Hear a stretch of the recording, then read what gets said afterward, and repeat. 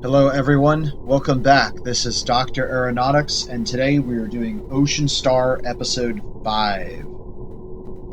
To recap, last mission we took the Mothership, which was in orbit around Eta Crucis 7. We hooked it up to the Leif Erikson 2 XR class vessel. We flew them to the Silver Moon, Eta Crucis 7.1. We landed, and last half episode, we set up a base, Vacuum Base 1, which allowed us to refuel. In some exploration news, I now have more information on Eta Crucis 8. The stability of being on the moon has enabled us to get some more information. So we now have a mass of Eta Crucis 8.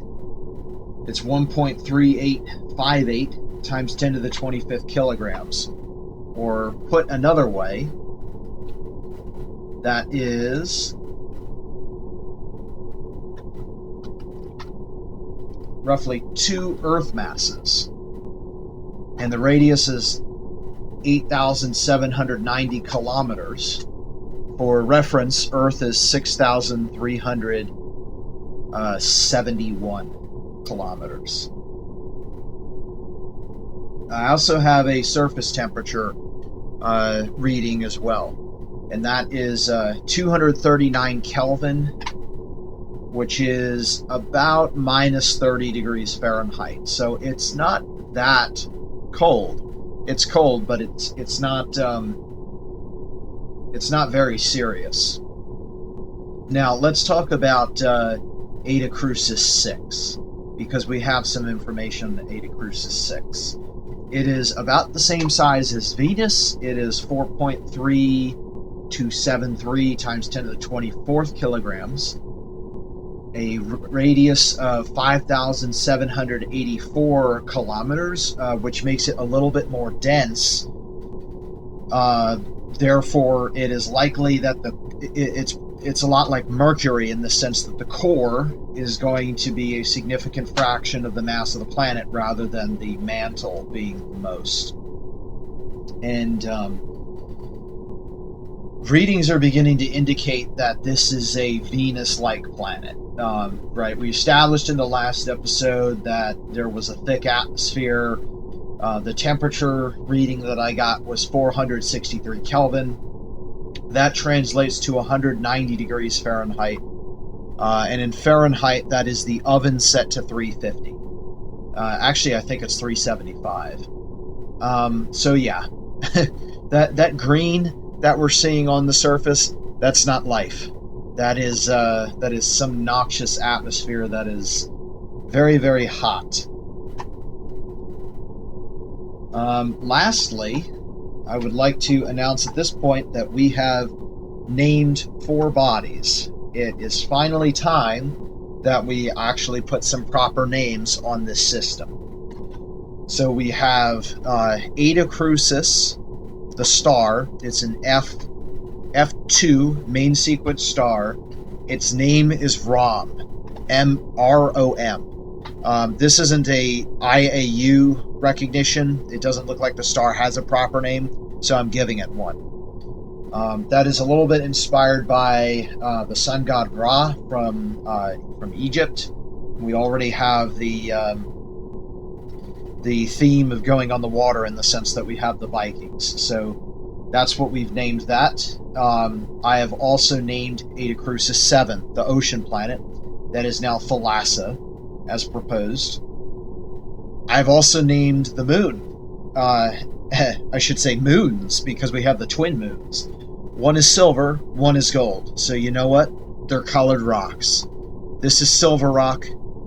Eta Crucis 7.2 is gold rock. And the goal of this mission will be getting from silver rock to gold rock. So here we are with Jamil Hurd. I believe he's from SimCity 4 in our Vacuum Base 1. If I zoom out, we'll see the glory of what we built last time. It is now fully functional. And I've even gotten a few base upgrades. First off, I've now programmed the base into Orbiter, so it's actually going to appear on our ship computers, and it will be a target on the map. In addition to that, I've also installed a VOR transponder, which will also be receptive to within 500 kilometers. And I also, with the help of the squad of 14 advisors from SimCity 4, we cleared out an area, marked it off, and painted it, and now we have a proper landing pad to use in the future. Isn't that cool? So the goal this episode, as I said, will be to go from Silver Rock to Gold Rock. Basically what we're going to do is take everything that doesn't belong within Vacuum Base 1. We're going to pack it all up into the Space Viking mothership. The Leif Erikson 2 will take off. The Space Viking will take off. We'll rendezvous the two in orbit around the moon. Then we'll do a transfer, just like you would on a Jovian world, from Silver Rock to Gold Rock. We'll get into orbit around Gold Rock, which, by the way, is actually visible right now as a crescent right here over our orange oxygen tank there. Actually, I think that one, yeah, that one's the hydrogen tank because it's on the far side. So we're going from this silver moon to the gold moon with the crescent there. And our goal is just to land, and it's going to look very similar to episode 4.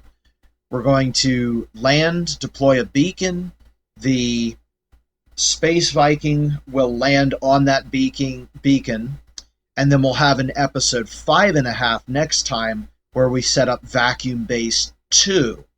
And once Vacuum Base 2 is up, we might be looking at some crazier things, like maybe checking out the shepherd moons of Thalassa, or the outer irregular moons of Thalassa.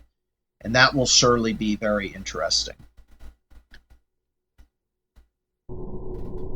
At this point, we'll start getting everything together. So the first thing that I want to do is figure out head counts. I need to know who is where. So let's take a look at the Space Viking mothership. I believe we have, I think it's 14 total people. We better get that number down. So let's see who we've got on board. We've got 1, 2, 3, 4, 5, 6, 7, 8, 9. Oh, duh, 9 of 20. All right, 9 of 20 on board the Space Viking. So that leaves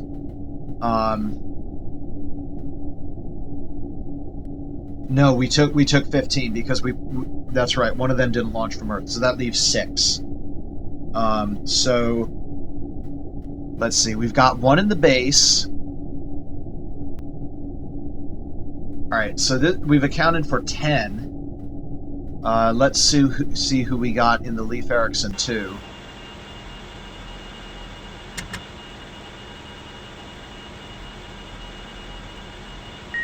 All right, 11, 12, 13, 14.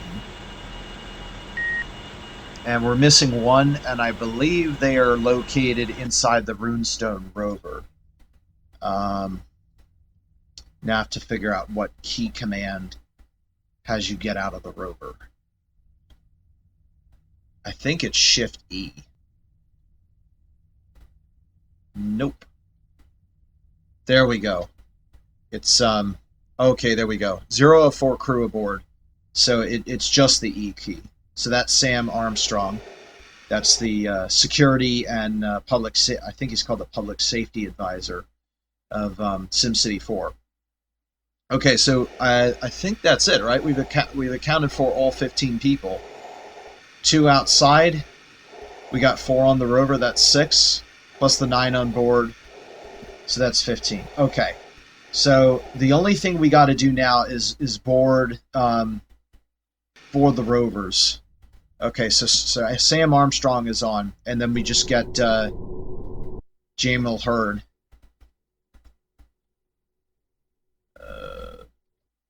There we go. Alright, so he is now in his suit. The oxygen level's 100%. And speaking of 100%, I've actually got some news for us, and that should be pretty exciting. So, at this point, we're now dumping the air, and then the outer airlock door opens. We're now outside the base, and let's see if we can find, there it is. I'm going to head over into the Runestone rover now, and all that's left, I'm fine with 4 folks staying on board the Leif Erikson 2, so there's no crew transfers that need to go to the Space Viking, so all we need to do now is just drive over to the Space Viking and just make sure that we have everything we need. Alright, so there should now be 2 people. Too far from airlock. Oh my gosh. Too far from airlock. I'm practically in the thing. Okay. Yes, 2 crew aboard, 4 crew aboard, so that's 6, and another 9 makes 15. Okay, just doing a final check. Checking the security camera. Nobody's in the base, so we're good. Everything belongs here. We got the solar panels. We've got the rock canister will stay there so we can collect more. It's really for ice, for water ice. Then we've got the tank heater, hopper, electrolyzer, and compressors are there. And then we've got the or no, that's the electrolyzer. The compressor's there. Then we've got the two tanks and the base itself. The landing pad and the VOR. That's it. I don't see anything else that needs to go. Okay, so at this point we're going to now make our way over to the mothership. So I'm going to get the joystick out here, and we'll be making our way over to the mothership.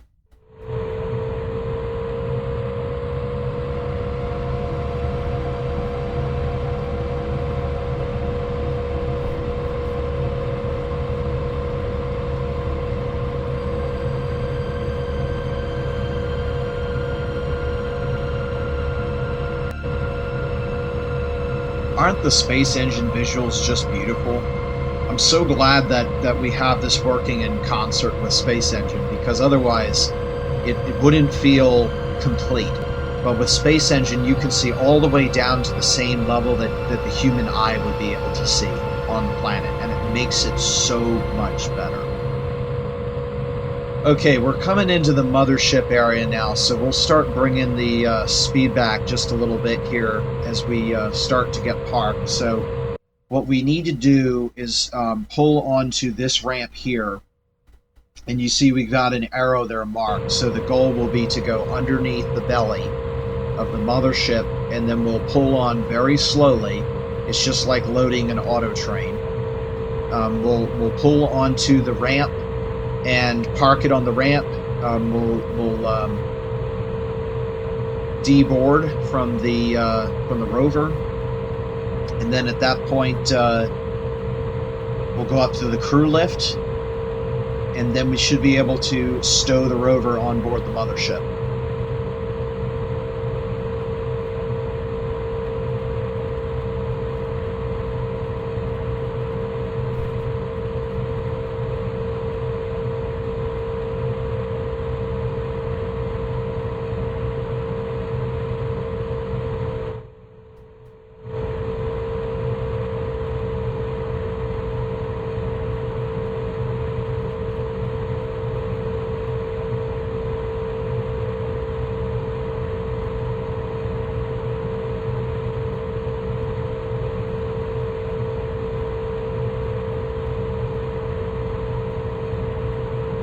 Nice and slow.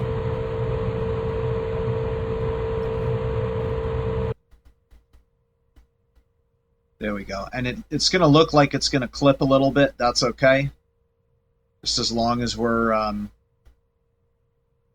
nice and centered here.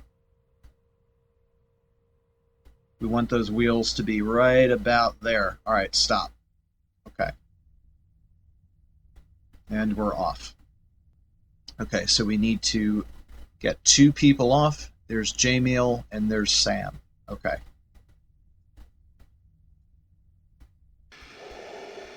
All right, the rover is now parked where it's supposed to be. And assuming I did everything right, it should automatically grab the rover when it starts to stow. There it is, the crew lift.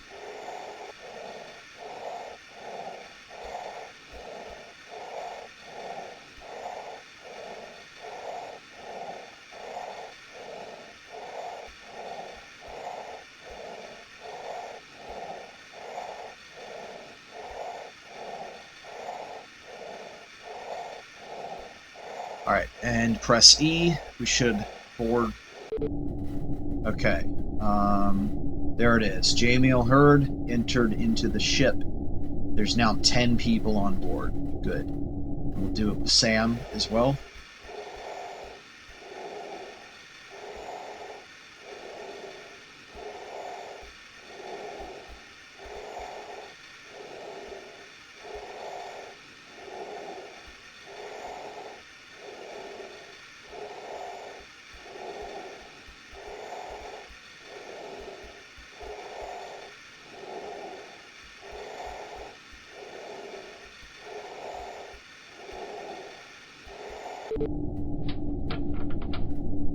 Alright, there's the message. Sam entered into the ship.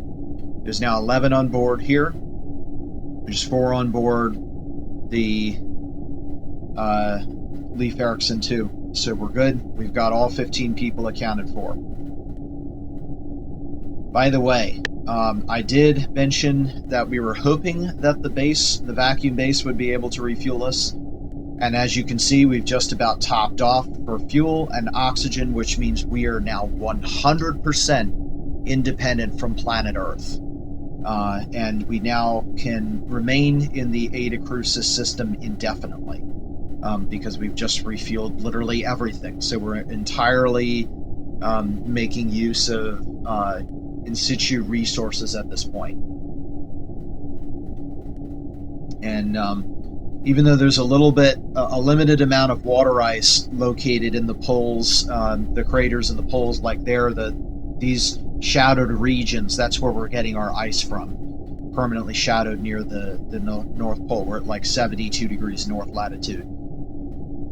Even though there's a limited amount available there, the outer planets of Eta Crucis 7 are, there I go again, the outer planets of the ROM system are made of solid water ice. So unless you mine the entire planet until the entire planet disappears, you're not going to run out. Okay, now let's look at starting to stow things, right? We said everybody is on board that needs to be aboard. But before we do that, let's make sure that the rover lift properly retracts, because if not, we're going to have to send somebody out there to pull it up again. So let's see, we want, where is it?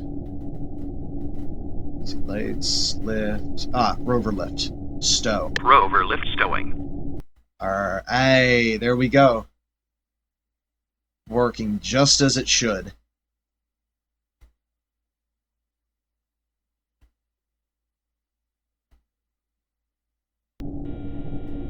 Rover lift stowed.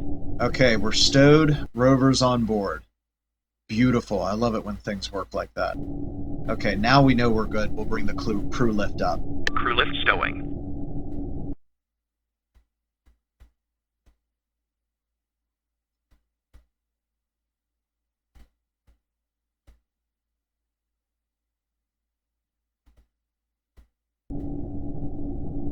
Crew lift stowed.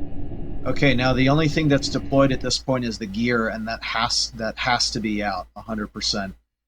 And And then the only other thing that we need to do is turn all the lights on, and we need to, let's see, turn the lights on and secure for maneuver. And that's it. So that looks right. Okay, well, at this point we should probably quick save. And we need to plan the ascent. So the first thing that goes up is the Leif Erikson 2.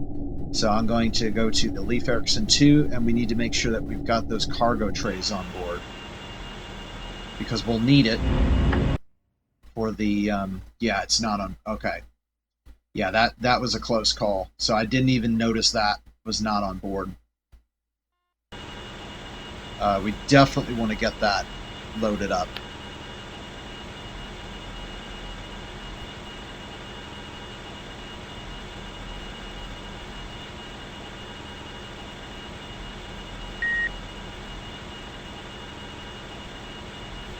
Payload latched in bay. Alright, that's now been grappled on board. We're all set. So now we need to plan this thing. To do that, we're going to need to go into TransX. And let's see, we're Eta Crucis 7.1. That's Silver Rock. We're going to escape. And then we select Gold Rock. That's 7.2. Boom. Forward, and that's it. So now we just need to plan. Let's see if I can change the view here to be edge on. I really don't like this view. There we go. Ecliptic doesn't mean anything in this system. Well, that's annoying. It's not even going to let us try adding some prograde velocity to see if this works.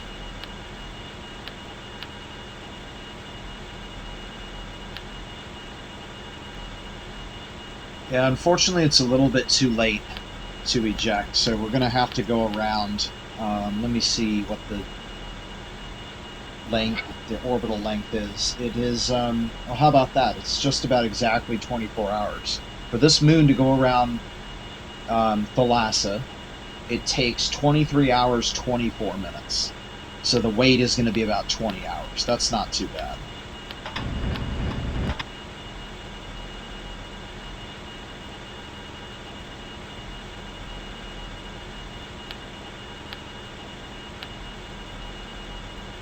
Let's do about 365 for the prograde velocity. And then we'll move our ejection date off a little bit. So we're going to go all the way around. Oh, right, it's the synchronous orbit. Which means we have to go, it's more than one rev.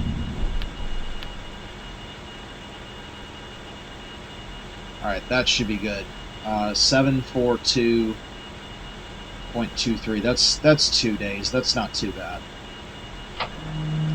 And really, we don't want to go exactly from, I'd say when we see when the J changes over to 742, that's when we should take off, because it's going to take a few hours for us to rendezvous in orbit.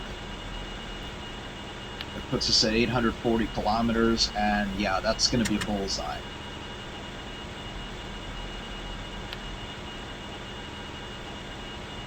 Alright, so now we go back to the escape plan. And it looks like the heading that we want to use is about 18 degrees. Our inclination 74 degrees right now, as you might expect. So I'm going to write that down. Heading 19 degrees, although if I remember correctly, that will change as the time goes by. The other thing that I need to do is adjust the periapsis distance. Let me see if I can adjust the view here. I hate these ecliptic projections. There we go. Put it on the plan. And then we need our altitude. So we're going to do this from a 30-kilometer orbit. So that's going to be 718 plus 30. So that's 748 kilometers. So I'm going to have to decrease this a little bit till we get to 7.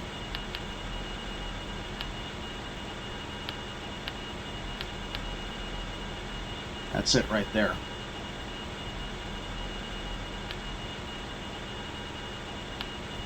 Okay, everything has been configured.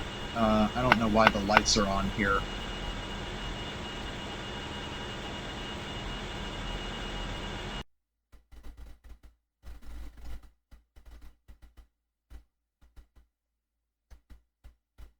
So at this point, we're good to go.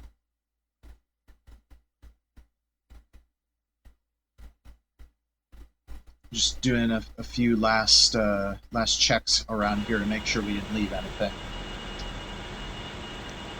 And now we'll just go forward. So everybody on board the mothership will sleep there. Everybody on board the Leif Erikson 2 will sleep here, and we'll see everybody in 2 days on modified Julian date 58742.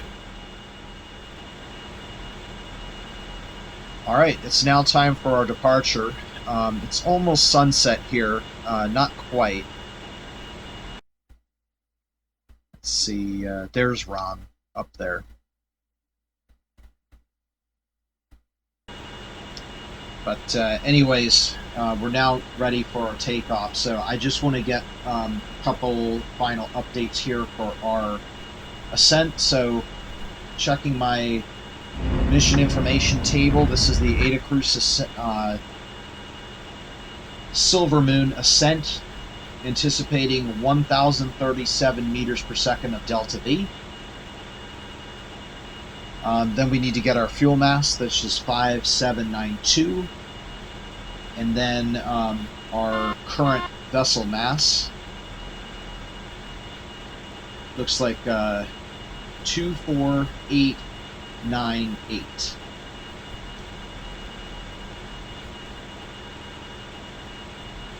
Current velocity is 0, and the indications are showing that we need 4,060 meters per second to be able to perform this mission, to get into orbit and the landing as well, which is fine because we only really need 2,000 to do this ascent and get into orbit.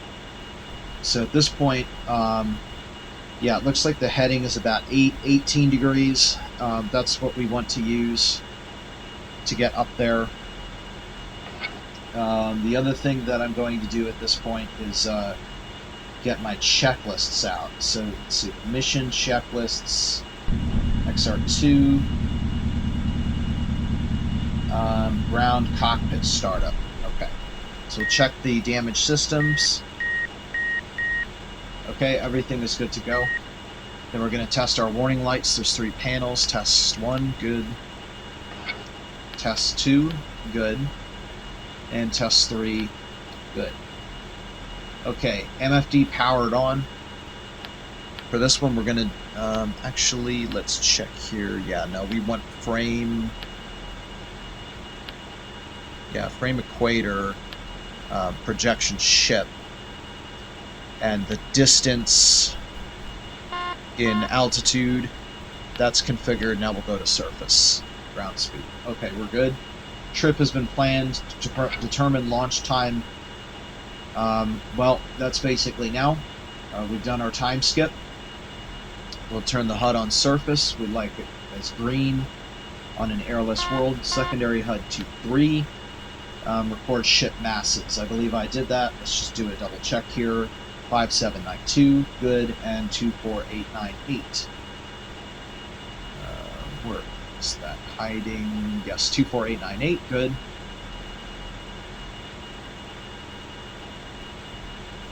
Alright, MFDs have been configured, tertiary HUD on. Temperature display should be degrees Kelvin for a airless world. We're going to turn the APU on at this time. Open cargo bay doors, that's not needed. Well, actually they are already open. Grapple cargo, let's just double check and make sure, yes, that's technically cheating. We should use the payload camera view. Yes, the slot is on board. That's good to go. Close the cargo bay doors.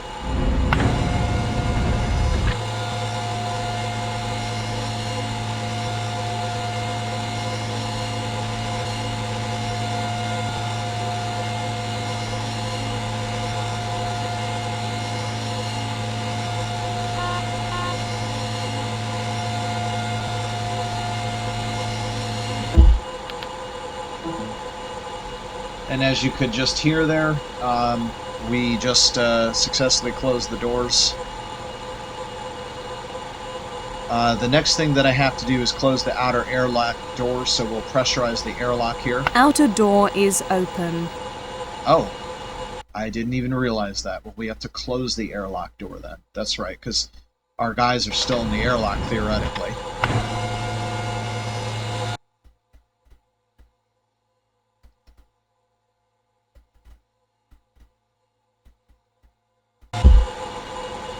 Okay, now we can pressurize the airlock. Airlock pressurizing. While that's going on, we can close the nose cone.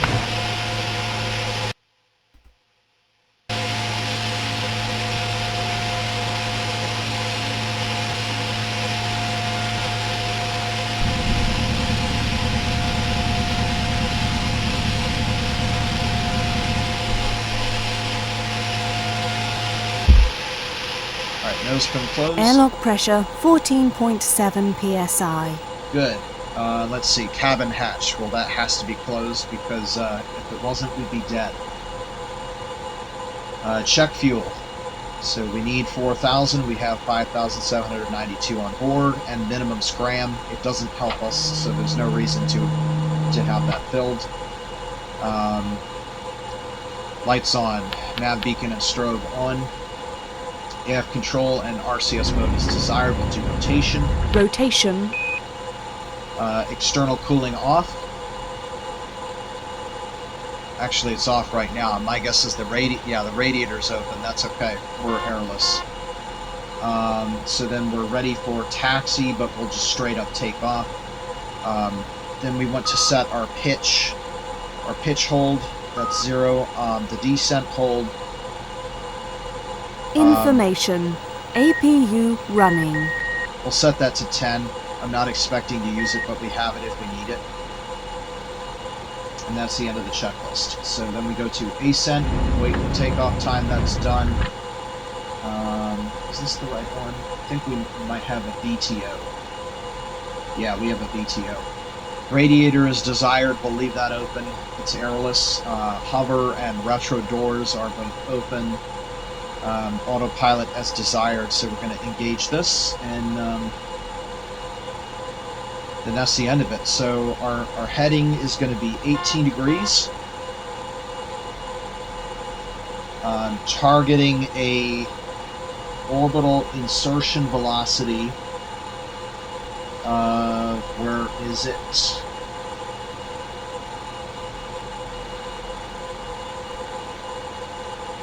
$903. Information. APU running. And we're going to climb to 5 kilometers. Okay, final chance to get the mass of the ship. Currently it is 24893. And we're done. So it's going to be a 10-degree left turn. We're all set to go. Alright, taking off in 10, 9, 8, 7, 6, 5, 4, 3, 2, 1, now. Liftoff. Alright, we'll just use a little bit of low thrust here because we don't want to break anything that we just put down.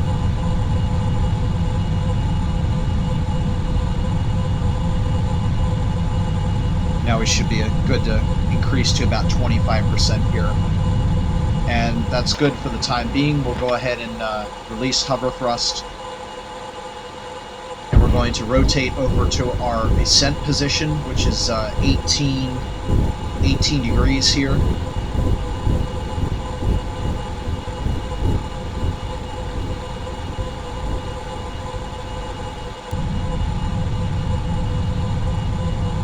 I think need to go about, I think it's about 100 meters per second. But we've already done a significant portion of that, so we'll say 50 for now. See where that lands us.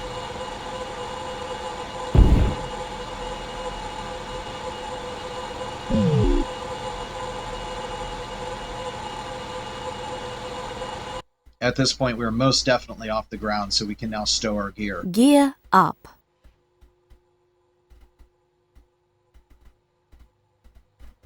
Gear up and locked.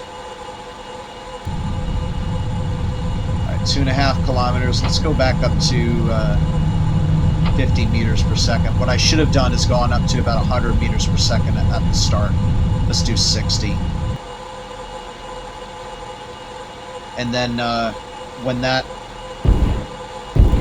drops to 0, we'll go ahead and do our entry orbit to about 900. It should be a little bit higher than that. 903 plus 24, about 927. So we'll go ahead and look at our orbit here. And we're good. Just waiting for the velocity here to turn around. And this time it looks like it's good. We're going to be at over 4.5 kilometers, which is good enough. And looking down on our base, you can now see everything down below. And next time we come, we'll be able to use this landing pad to help us out. We'll be a bullseye. Alright, that's good. We're within 10, and adjusting my heading one more time, and here we go. Full power.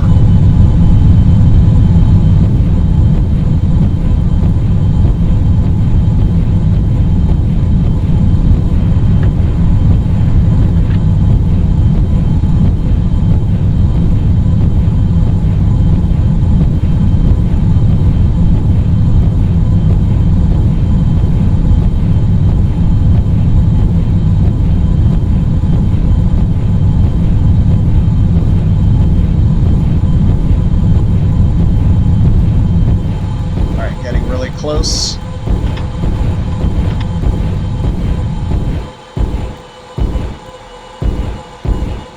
Let's see, we're at about 21, so at this point we'll go ahead and disengage pitch hold, kill our rotation. Translation. We'll add just a little bit of translation here until we reach 30 kilometers apoapsis here. We don't want to crash into any mountains. Done. Rotation. Okay, before I do anything else, we're at 906. That's about where I thought it would be. I didn't record the 0 velocity, so it's 906 meters per second that we did. Final mass is, let's see, 22430. Which means our actual was about 1105 for the ascent. That's to be expected. The other thing, let's get our new fuel 3345. I'll explain that a little bit later, but I really want to try and get Information. APU running. Yeah, let's get our orbital checklist, because the mothership is getting further behind, and that doesn't do us any good. Let's see.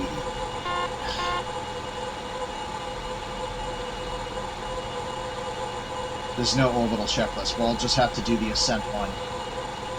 Information. Miko. APU fuel 90%. HUD 5. Radiator open. Let's close the hover doors. Degrees Kelvin. Temperature display. Good. HUD color set. Elevator trim is centered. AF control off. RCS rotation.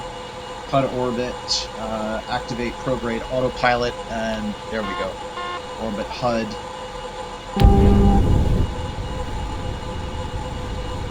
And APU, yeah, we should be good now. APU power down.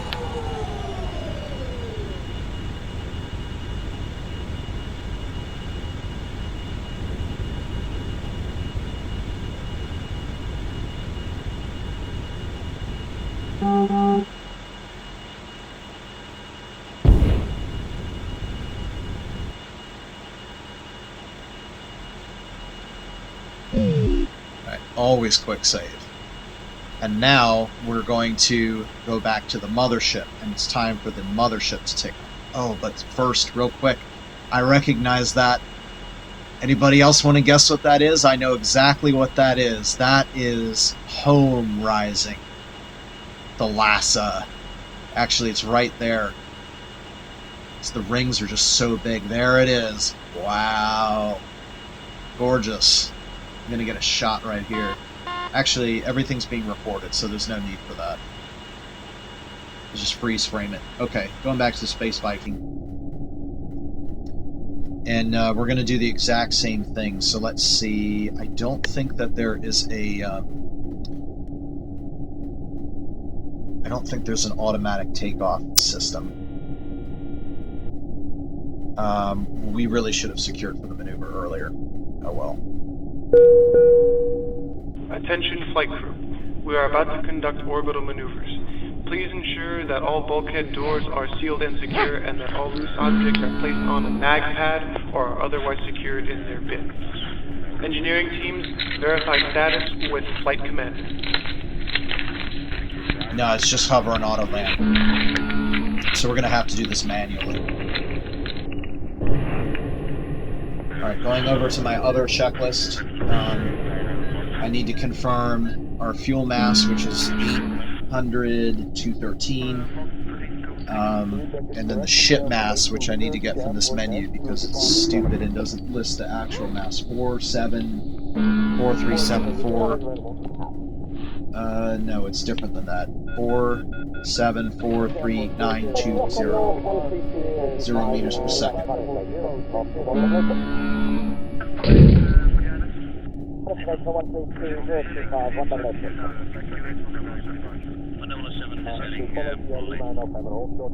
And it never remembers transx here, but we know it was 18 degrees. Actually, no, for this we want planar alignment.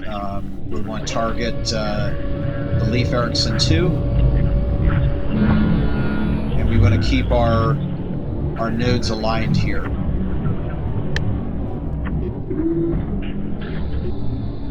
We'll target Leif Erikson 2, and there it goes. So we're going to use just about the same. Captain, all decks report go for the maneuver. Everything is secured.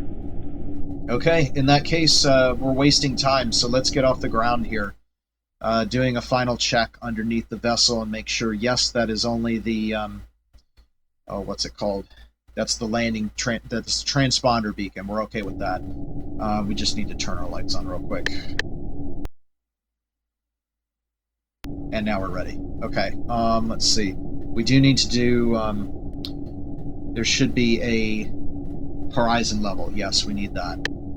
That's active and taking off in 5, 4, 3, 2, 1, now.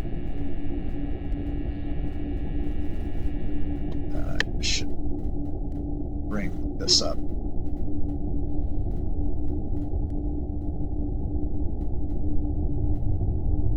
Okay, we're off. So we're heading 87 degrees. We need to rotate around a little bit here.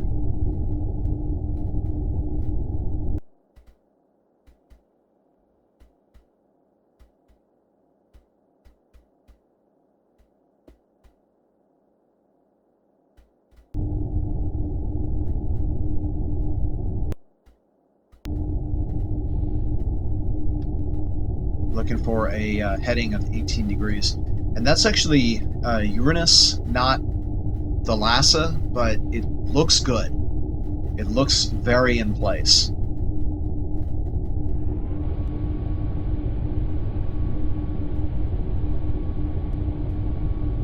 Alright, we need to get some more, let's go full hover here. The hover engines on this craft are not very powerful. We'll execute our kill rotation, and we overshot just a bit. We're at 16 degrees now. Yeah, we need the hover engine capability on this craft is not anywhere near what it is for the Leif Erikson 2. And that's it. That's our base. That's everything that gets left. At this point, we'll take our gear up into the ship. And let's see, we're up to, we'll cut it off once we get to about 50 meters per second. That should be good enough. Yeah, that's good. All right, we'll cut hover thrust at this point.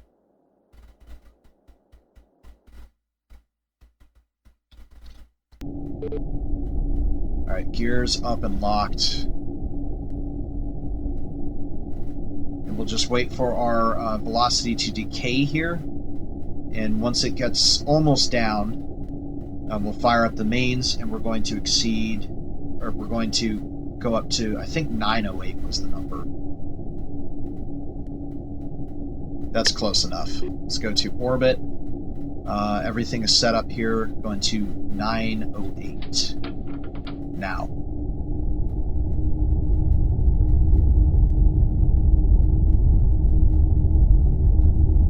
And we want our relative inclination to get very small here.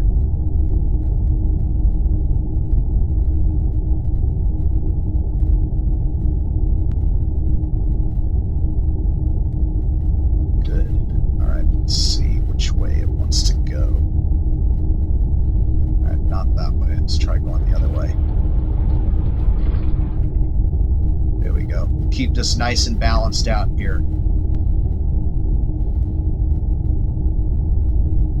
So the goal is to keep the ascending node and descending node equal spaced from our position at the same time the orbit is constructed.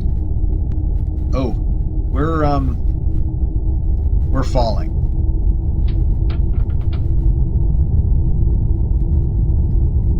That is of more pressing concern right now.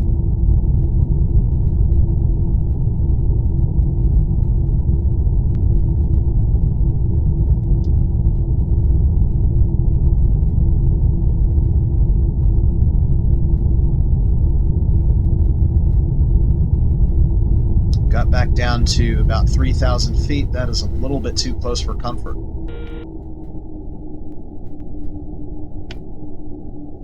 Alright, we are past our periapsis. Yes, we are increasing. Okay, that was a close one. So, yeah, you can see our shadow on the ground, and you can see how quickly the texture is rolling underneath the craft. That was not a very good ascent. So I'm actually going to take a note there. Warning. Do not shut off the Space Viking hover thrust until in orbit. You will fall. Okay. And yeah, that's, again, what it would look like outside the craft. Okay, we're less than a degree off of the Leif Erikson 2.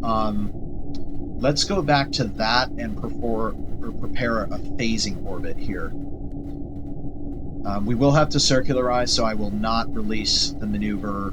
Let's just, oh yeah, we should kill our horizon level autopilot and kill rotation.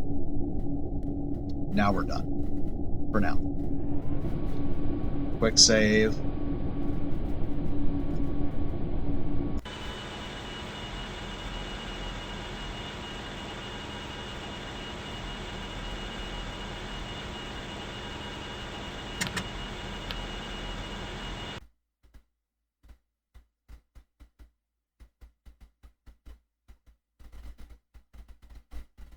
There's one of our shepherd moons there.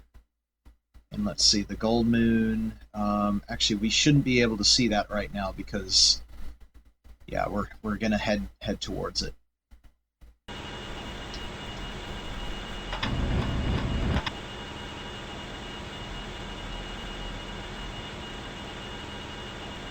Oh, but I did not get the final. Let's go back to the Space Viking. We need a few more numbers here, right? Let's see, our final velocity looks like about 912. We got to plug these numbers in from the maneuver.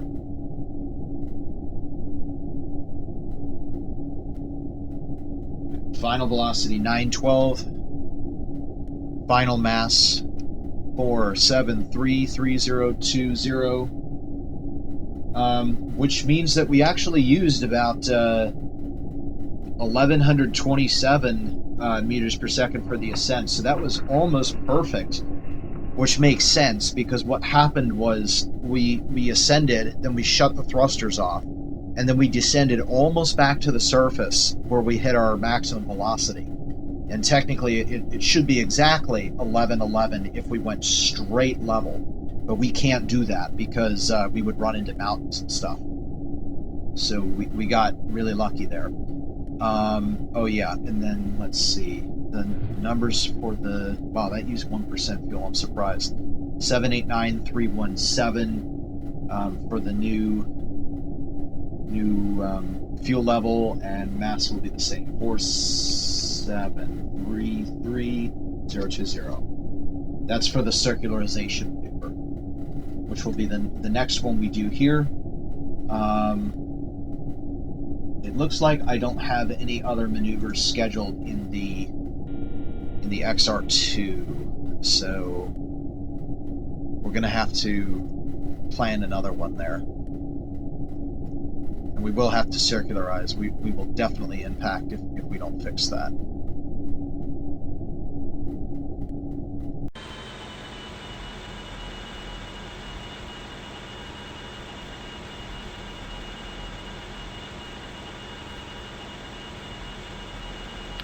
Let me look at aligned planes with the Space Viking. So we need to do two things. We need to circularize, and it looks like the ascending node is first. So the ascending node is out here at like the 4 o'clock position, and that is also about the same position we do our circularization at. It looks like the aligned planes will be first. We're only at 0.9 degrees, so I'm going to make this a translation burn. I'm also going to make the circularization a translation burn. And then we won't have to plan it. So at this point, we're done. We just need to make sure... Let's put the mothership here, because if we lose the mothership, I mean, that's real bad. So it looks like a bunch of things are going to happen. The mothership is going to reach the point where it needs to circularize. We're going to reach the point where we need to circularize, and we need to synchronize our orbits in a plane alignment. Let's flip that over to orbit. So this is going to be a little bit challenging because everything is going to happen at once. It looks like the first thing that's going to happen is the Space Viking circularization. So we'll go ahead and skip forward to whichever one of our 3 events comes first. Okay, so we're going to hit apoapsis first. Then we'll hit the node. And then at the same time, it looks like the Space Viking will hit its thing. And then we need to hit its apoapsis. So let's turn prograde. And there's a 4th thing that we need to do, and that is synchronize our orbit. We're a little bit ahead. We need to slow down and let it catch up. That's easy to do. We'll just increase the apoapsis of our orbit on the far end, and we'll do that last once everything is synced up. I'm going to try to do this in one orbit because once around the moon is probably about the silver moon, probably about 2 hours, and we need to be we're about 5 hours away from our necessary ejection time.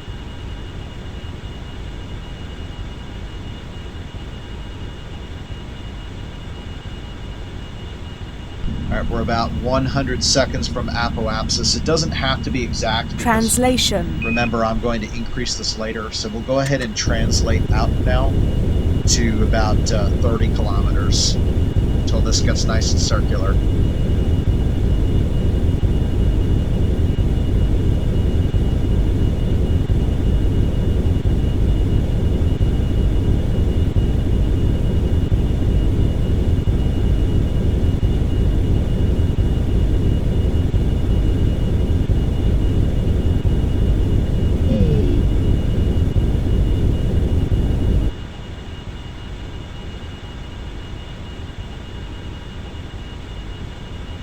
And we're good. So that's step one.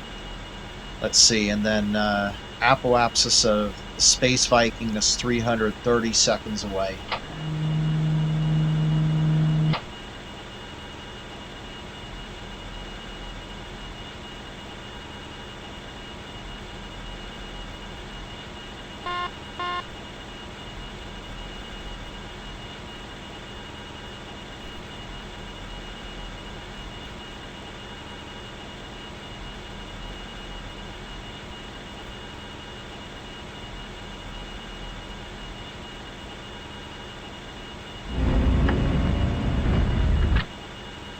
So it's close, but I'm going to say that it's better.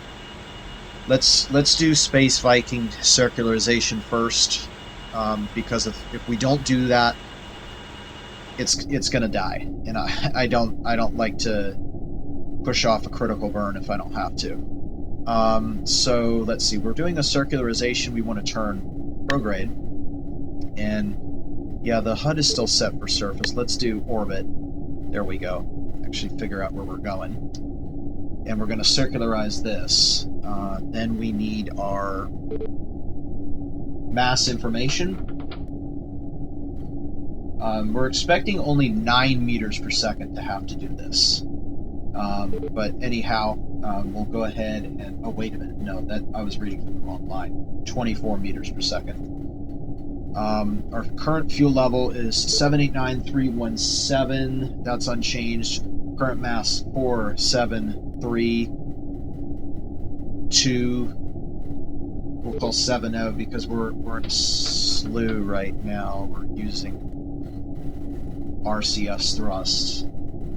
Current velocity is 878.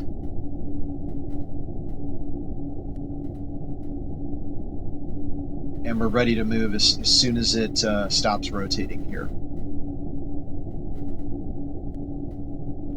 And I just closed that. I didn't mean to close that out.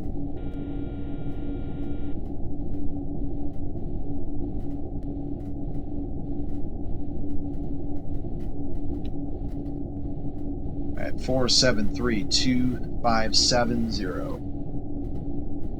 We're still at 878. No, we're at 877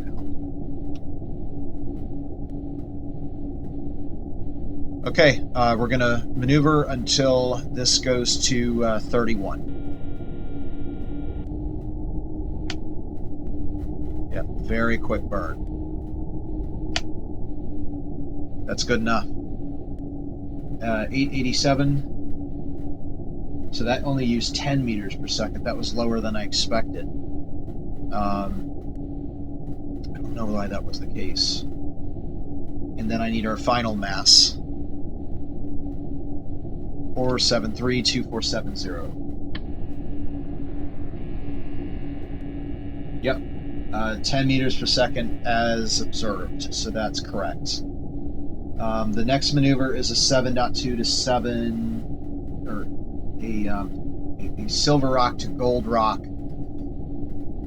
plane change. That'll be once we take the Leif Erikson 2, which now needs to do its planar alignment.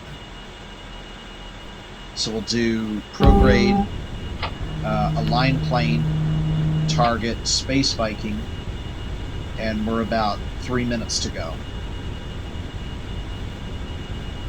Although this is so low, I mean, we could probably go right now. In fact, it's going to take some time. Let's see, we're at the ascending node, and we need to decrease relative inclination, which means we need to burn down, which is the 8 key.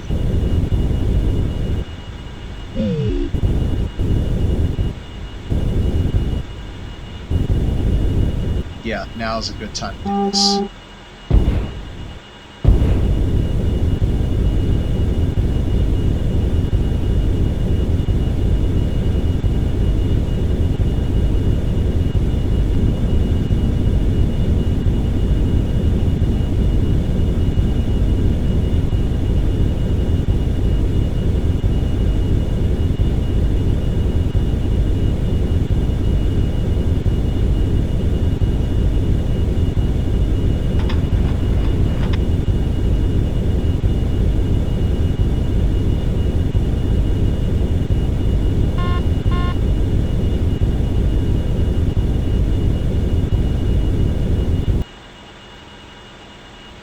That's it. So now we'll go to sync orbit, target Space Viking, and we'll do, I want to do ship periapsis.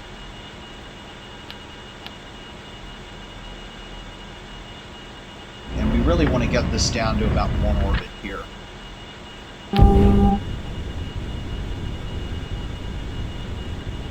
I really should have added these in here.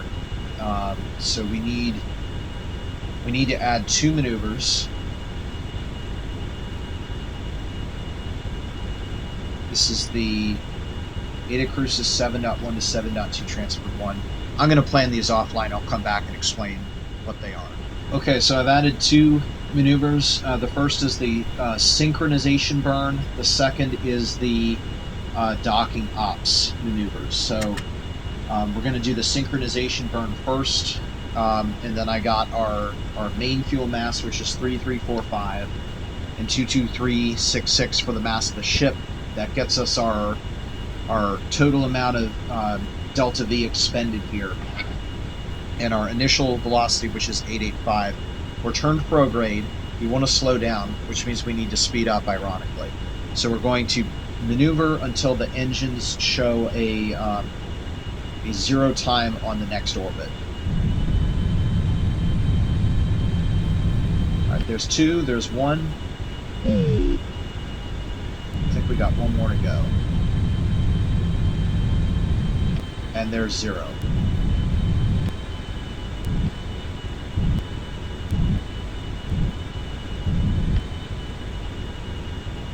Okay, that's it. We're probably going to have to trim that at apoapsis. So that's going to bring us out to about 133 kilometers. Final velocity was 911. So that was a maneuver of about, looks like 26 meters per second. I think that's where the number that I got to earlier from the circularization being 20, I think that's where that number came from. So it should have been 24 to begin with. Let's see, the other thing that I needed to do was get the final mass 22311.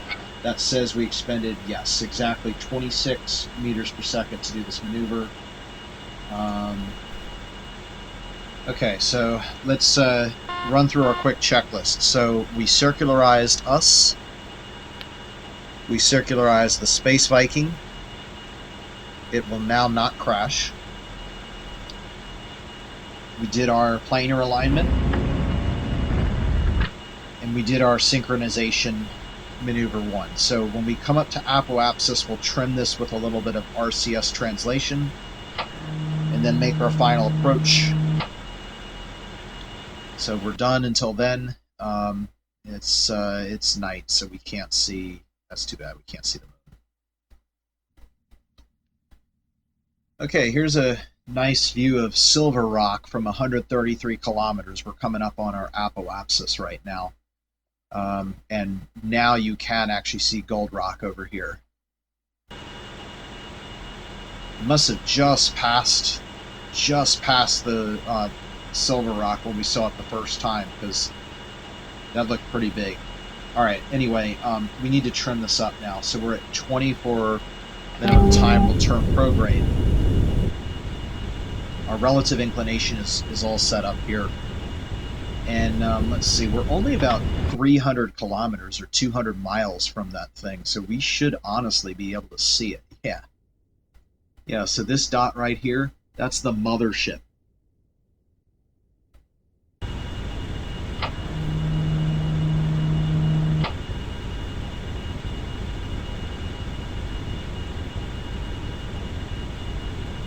Alright, and let's see what we need to do here. Okay, so we're going to need to increase our velocity a little bit here. That's it.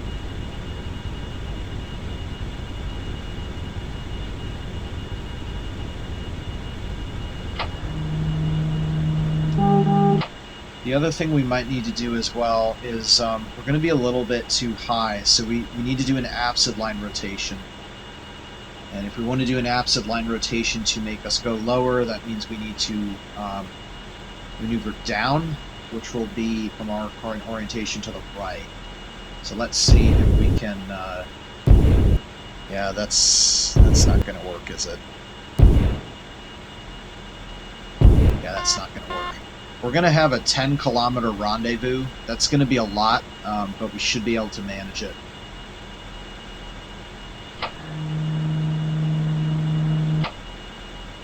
But yeah, we need to keep this bus moving, because now we have about 4 hours to go.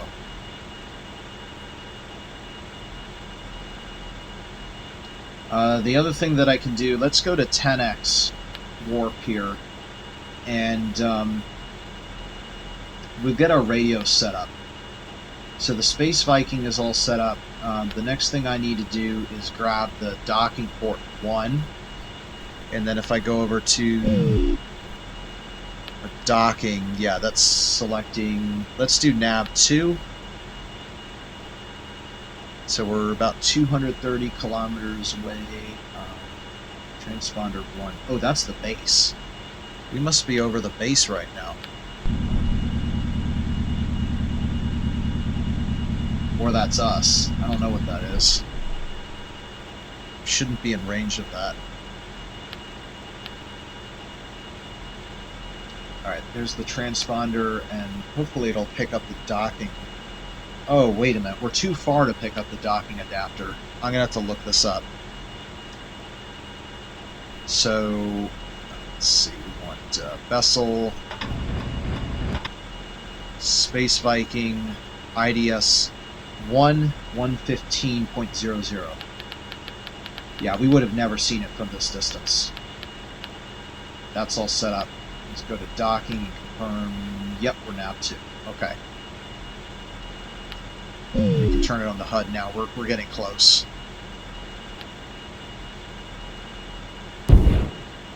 Rotation.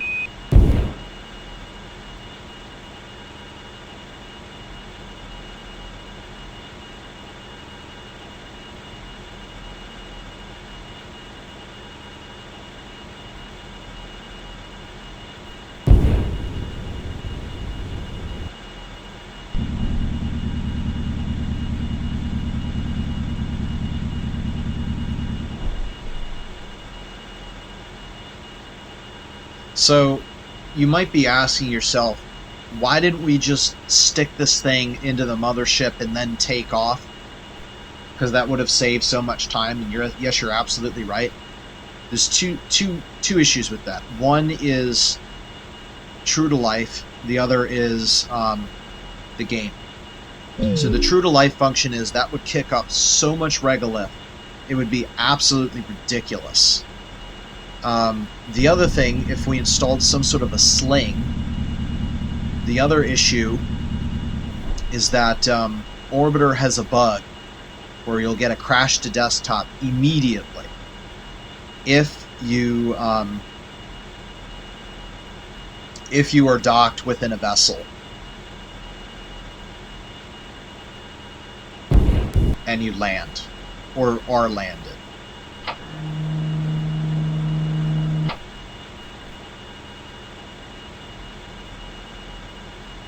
Alright, at this point, we'll get our updates. So,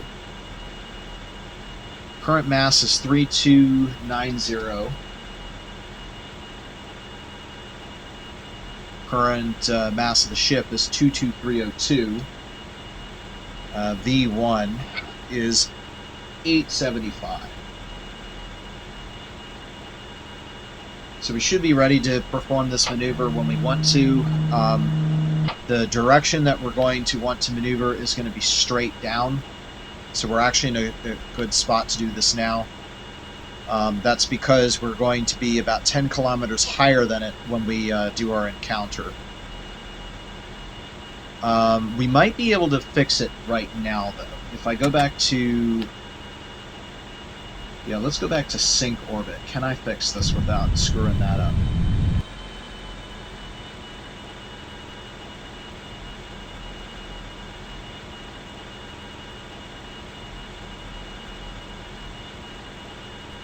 Yeah, let's get this down to about 30 kilometers. There we go. And now we can do Translation. our translation. Say it with me.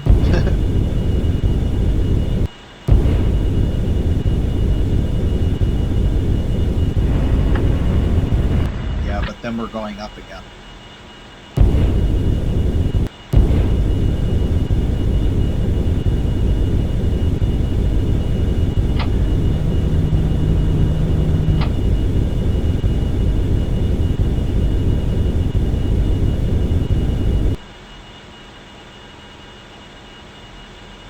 Yeah, that really didn't accomplish anything.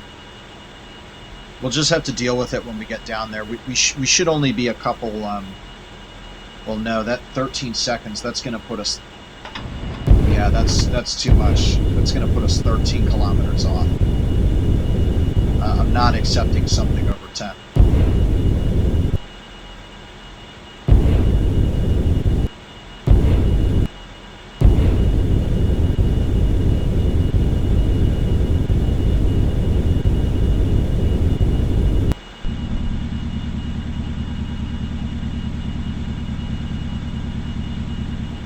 That's going to have to do, and then we'll fix it in real time.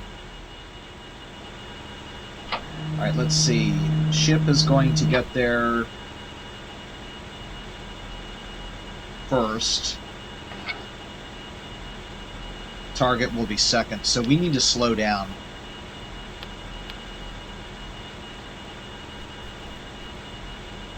Rotation. So if I rotate around to 270 and then fire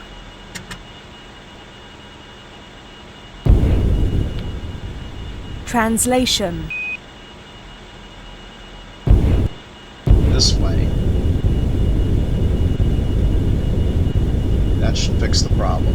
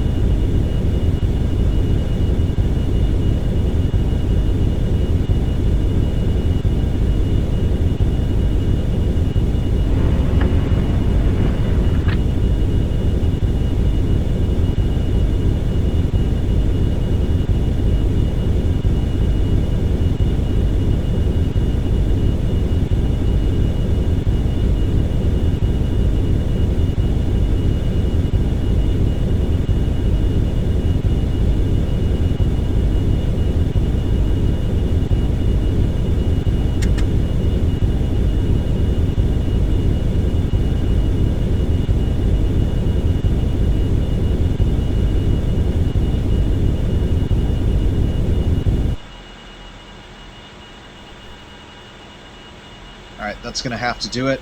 We'll march forward in time again. 10 minutes from the encounter now. We've delayed it a little bit here.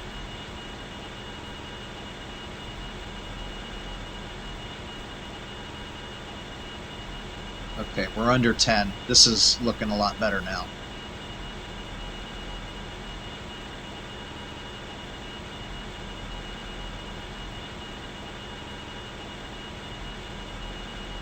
Rotation.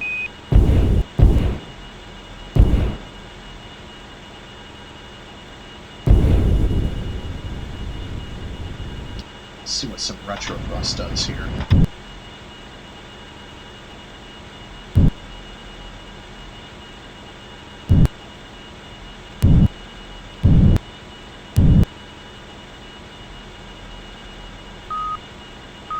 Translation.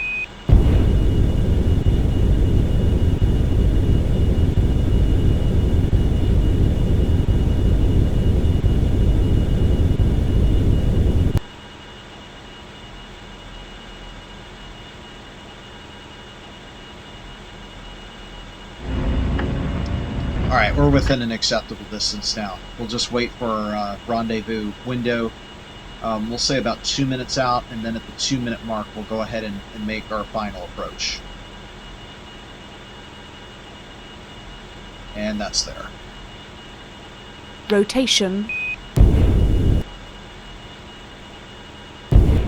Alright, let's see. Currently we're in a higher orbit than the spacecraft here. we're going to slow down. That's just going to put us in a lower orbit, which means we'll shoot downwards. So we want to aim a little bit high of where we think we're going to need to be. I'm going to call it right about there. And let's maneuver to about 50 meters per second. And we'll see what that does. 3,000. Looks like things are working out.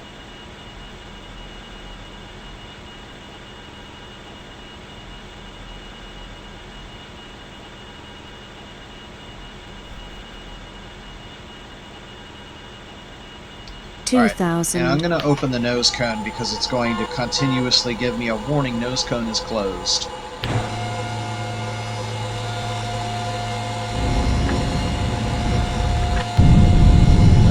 Starting to get close now. Slow to about 20 meters per second initially.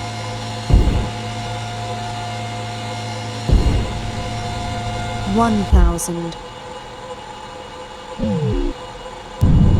900. Now I really can't see it, so at this point we're going to need to let's make sure, yes, the nose cone is open. I want it to turn the docking lights on in there. There's two things we got to do. We got to open the docking bay and turn the cargo area lights on.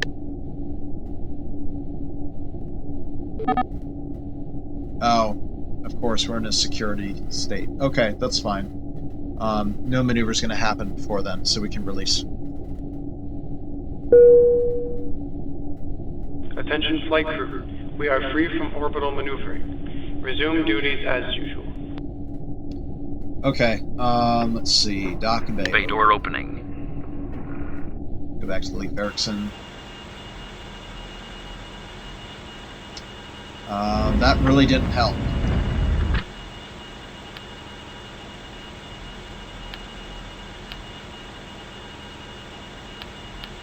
Alright, let's turn, yes, the docking port now works.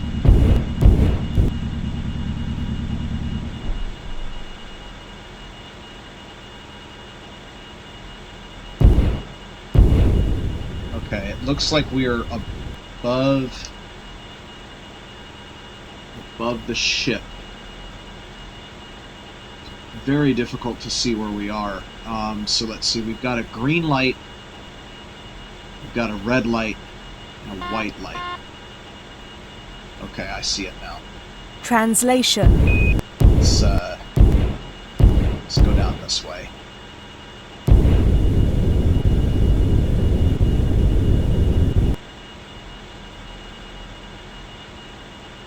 $800.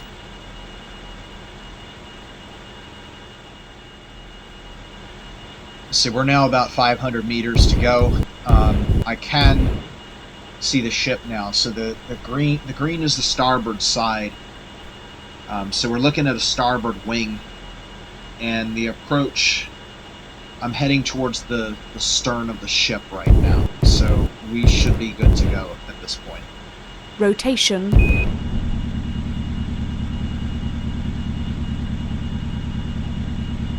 Translation.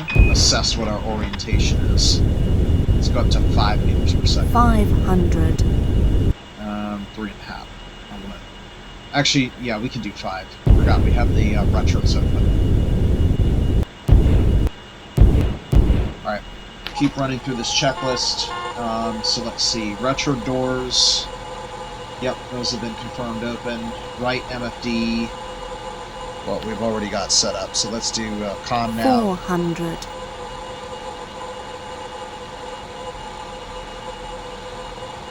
Their comm is docking port. Left MFD to docking. I've done that. On the right MFD, HUD to dock. Yep, mothership is configured. 300.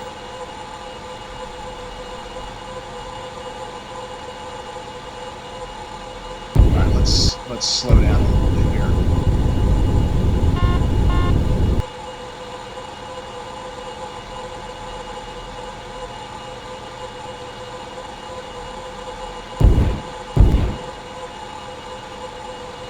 Information.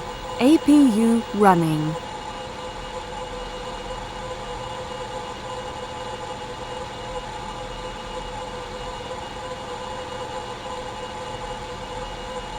Rotation. Translation. Alright, we should be good to dock now. So we'll just continue bringing our speed down. Rotation.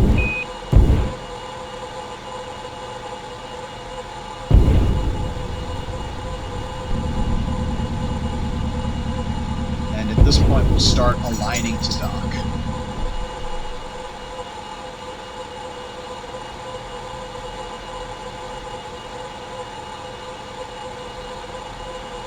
There's no need to have the APU on currently. And there it is. Alright, there's our X.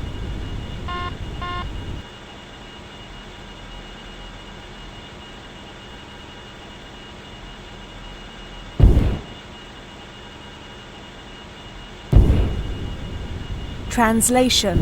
Alright, killing off the rest of the translation here. We're just about lining up with the longitudinal axis. And that's it. Roll forward now. Rotation. Fix our rotation.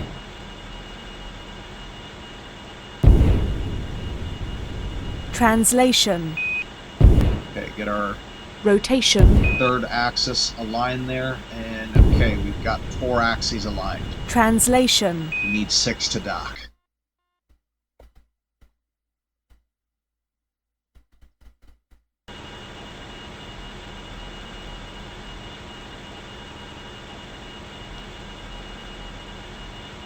Rotation.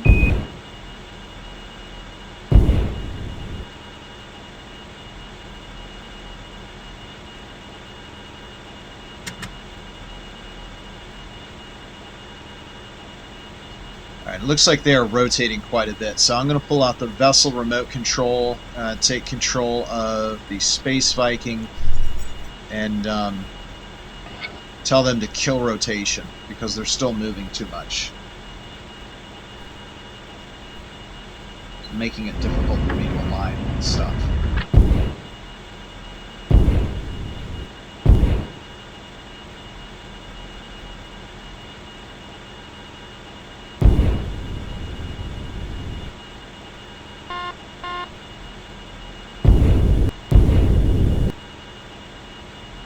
$100.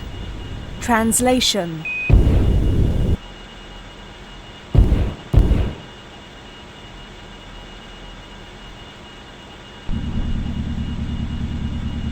Okay, I see the docking bay now.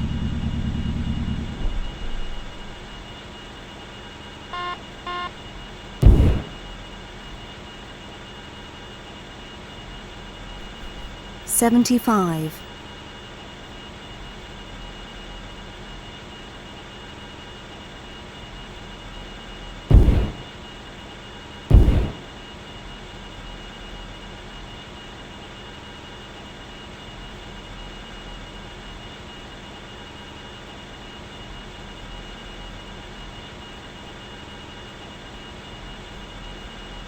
$50. Alright, so the trick is to go until we're about a meter away from 40. from the closest approach.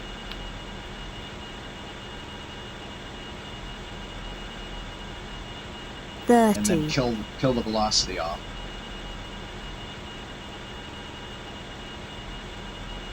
Bring us down to about half a meter per second now.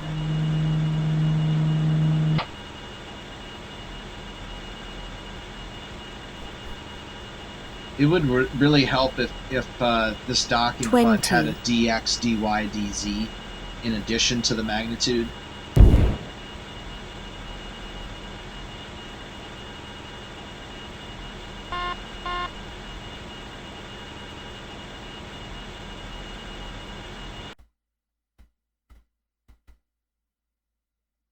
It looks like we're about to pass it right now. Alright, kill off all rotation, and we'll go up at about 0.3. 15. Yeah, we're beyond the end of it now.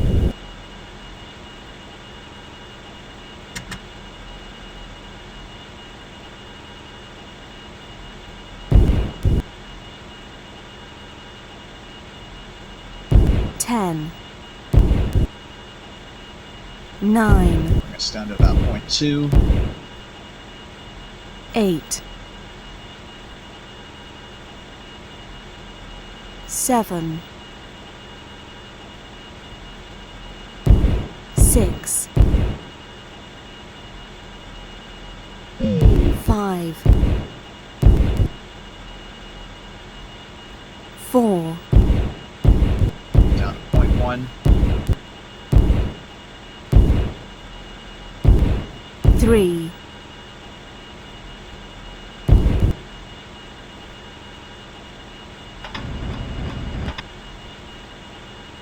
2. Yeah, see, that kill rotation really helped out. Everything is falling right in. 1.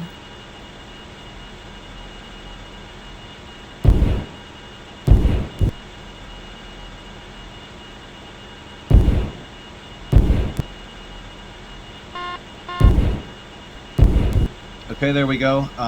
Move forward at contact velocity.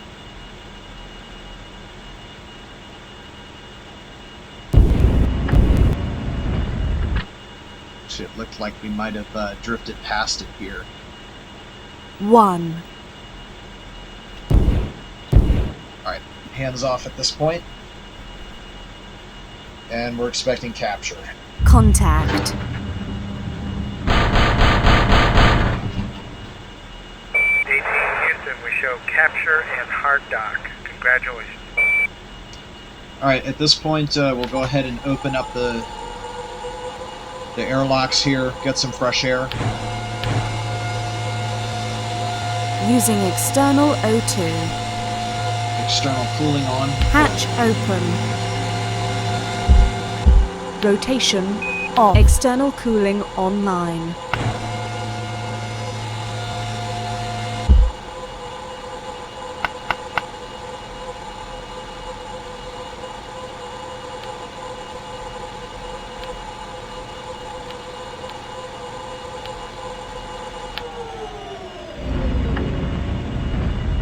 We get our final information here. Let's see, we need velocity.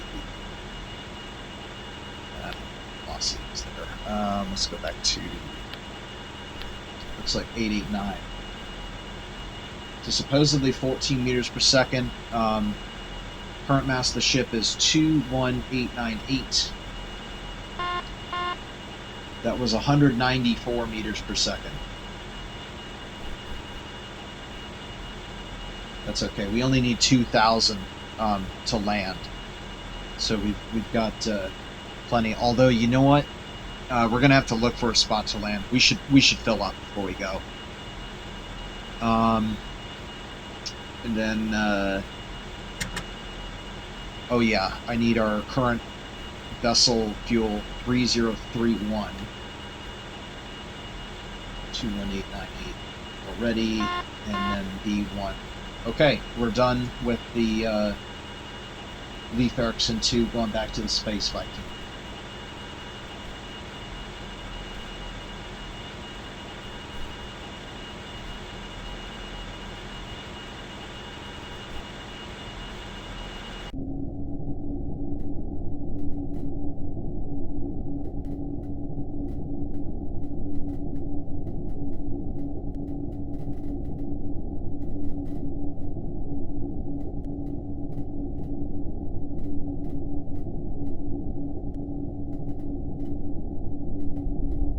Now we look at potentially ejecting. So of course that didn't remember the plan, so now we have to completely replan it.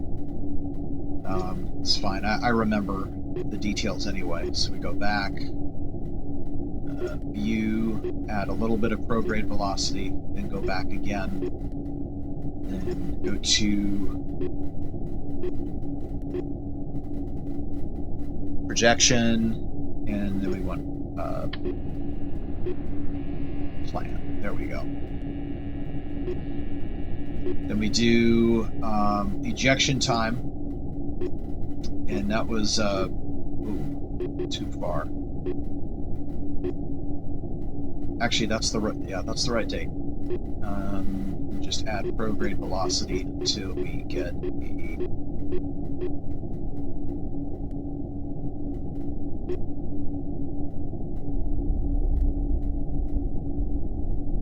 bullseye. There we go.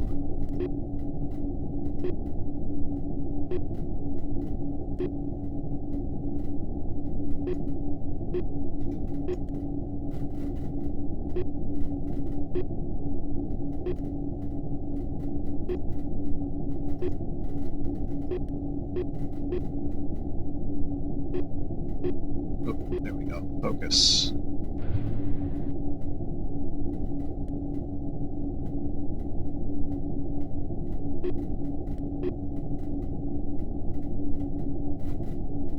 Are you kidding me? We need to do a big plane change now. Alright, let's see. The first thing we need to do is adjust our distance to, what's our orbit at right now? 750.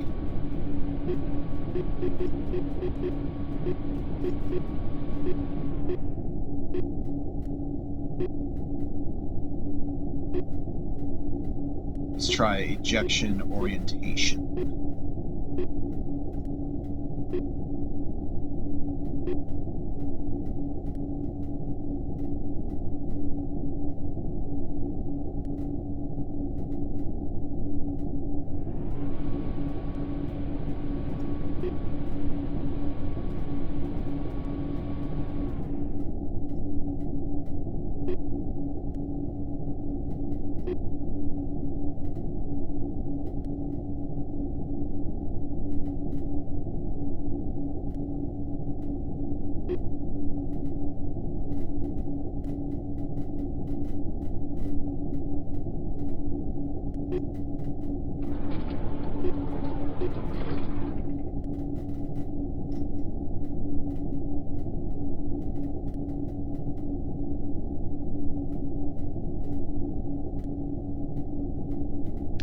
Okay, we now need to do a plane change. So I think I allocated about 1,044 meters per second to do this, but it looks like it's not actually going to be that much because I was able to use the adjust orientation course. So if I use the plane change delta V feature, current mass is 8.83 times 10 to the 21, and do my calculations here.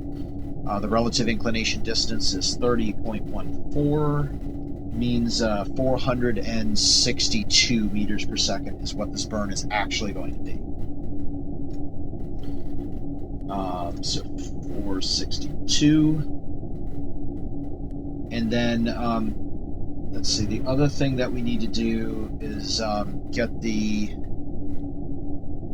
LAN, which is 117.2, and the inclination, which is 89.08. And I believe that should give us the information that we need to set this thing up in the align plane MFD. So let's see, align planes. Let's do ELS. The inclination is 89.08. The LAN is 117.2.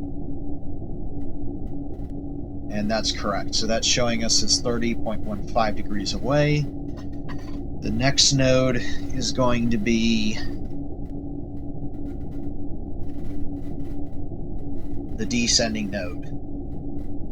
The thrust time is going to be 44 seconds, so 22 seconds before we light the engines up, which means we'll stop when TN is at 120. Okay, fast forwarding until we're 2 minutes from the node crossing. Okay, blew past it a little bit, lost in thought by mistake, but we're okay because we only need to make a... Actually, wait a minute. No, this is a full burn. We need to go plus.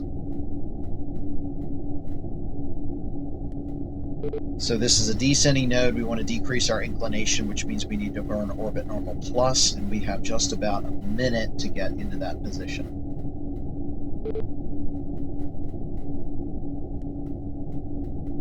Need to get our numbers for the plane change here. This time we're expecting V1 and V2 to be equal. If not, it gives us an efficiency loss. We need the starting fuel, 785,859. The initial mass, wow, burning straight for Thalassa.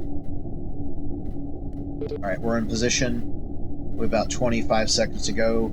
Initial mass, 4729210. V1 is... it's not displaying. 883. All right, here we go.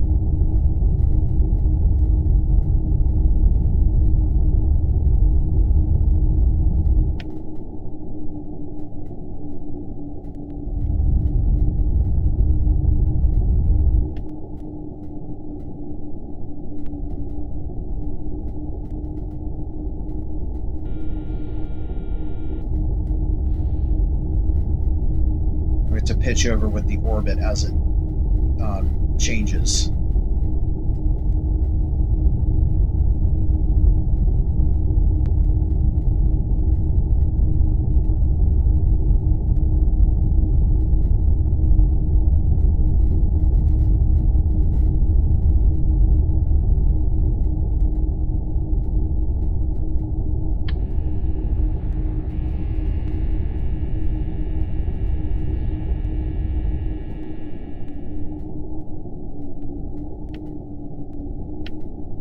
There we go, 0.4. All right, so now we're aligned with this ejection course.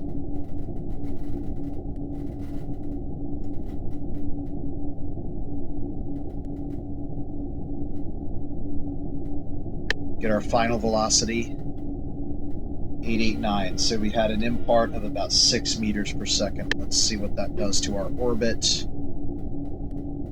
That raises it on one side to 54 kilometers. Let's see where we are here.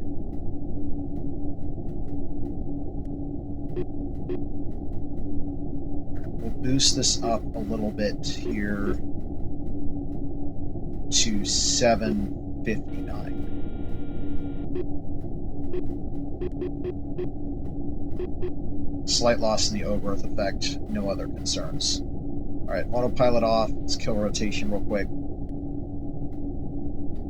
Okay, and now we should be all set up to, well, actually, let's get the post-maneuver mass 4724680. So that was 470 meters per second. Yep, that's about what I was predicting the second time around. And the new fuel level is at 480975.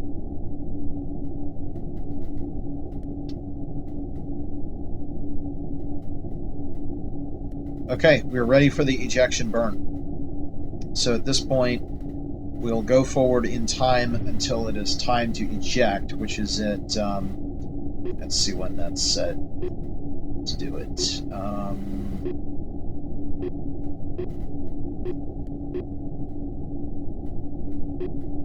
There we go.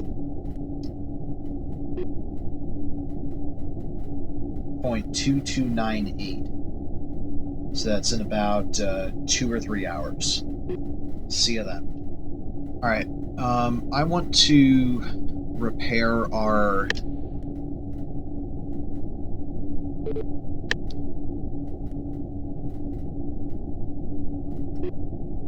planar alignment. We're about 1 degree out right now. We can fix this with some translation. Translation.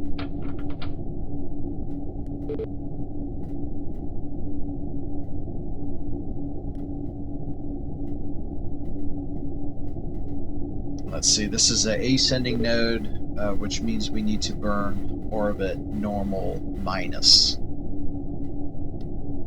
So that's downward thrust, which will be the 8 key.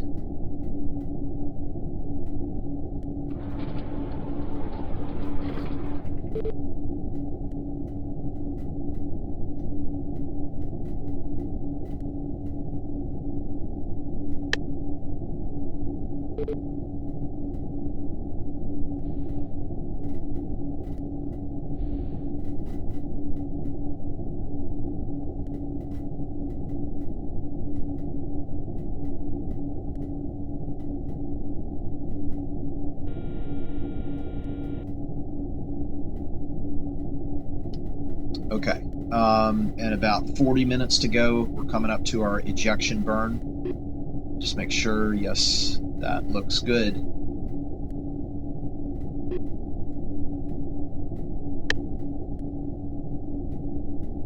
All right, we'll come back probably 3 minutes before the ejection burn.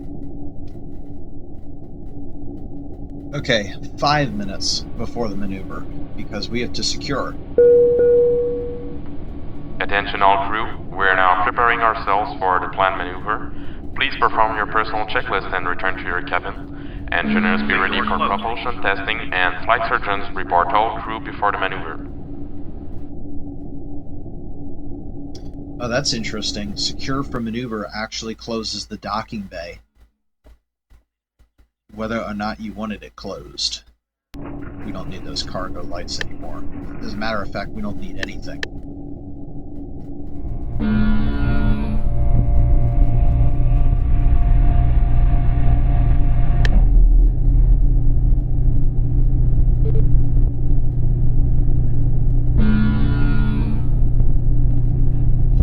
And just eyeballing it, it looks like it's going to be about a 40-second burn.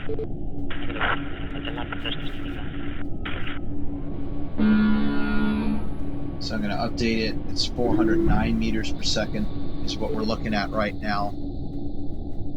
Let's see the mass of our fuel. I should probably wait for us to get stopped up at prograde before I report that. 4763, turn a left inbound.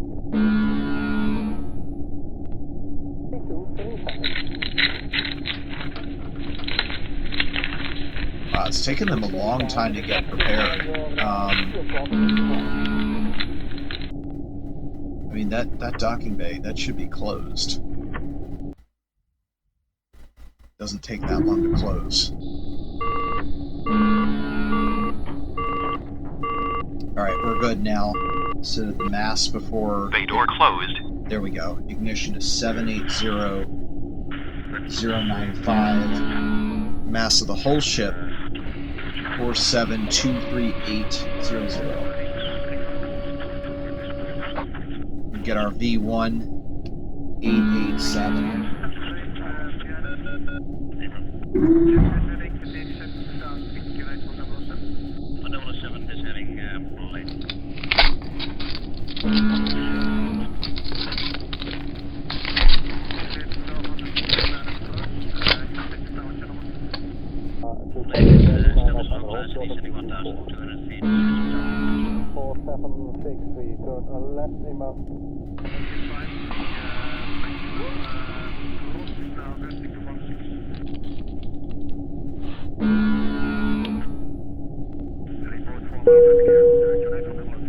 Captain, this is engine room. Our monitors are showing that we're ready and secure for orbital burns. All 6 engines are primed and ready to go.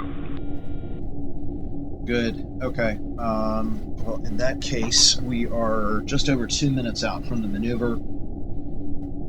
Let's see. Is there anything else that I need to do in the meantime? So, as we construct this, we'll take a look at our real-time readout here and make sure that this progresses in the direction that it should. Alright, 50 seconds. Engines ignite on 2. We ramp to -2. So 0% at 2 seconds and 100% at -2. And then cutoff is instantaneous. got 400 and looks like now it's saying 407 we're expected. Okay, 20 seconds to ignition.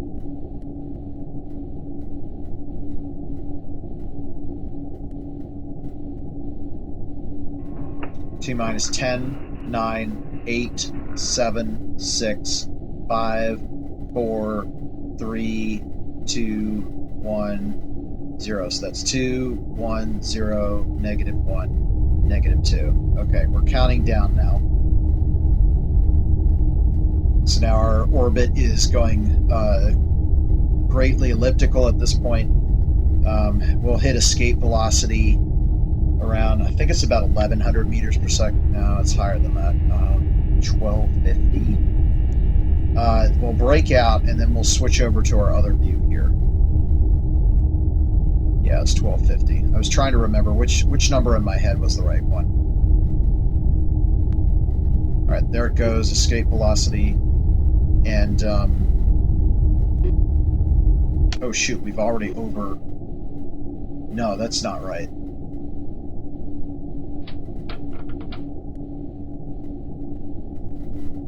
That's not the correct orbit.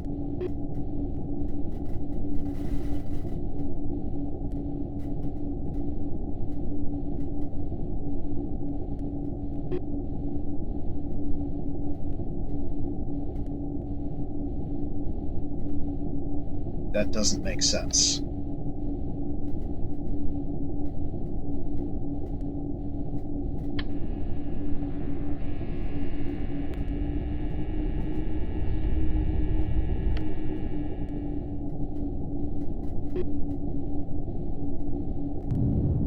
You know, I've never had an issue like this occur, so I'm going to return to the exact delta V that it said and just see what happens, because Transix has never failed to give me a perfectly accurate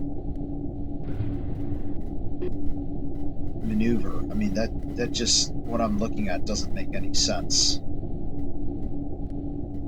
Maybe that will change as our velocity at infinity gets pulled down to what it actually is. My calculations show that it's correct as well. Very odd. In any case, it doesn't matter, you know, we've got oxygen to last 2 years, so if we have to go around the Lhasa again, it's not going to be a problem. Speaking of which, where's the Lhasa? There it is.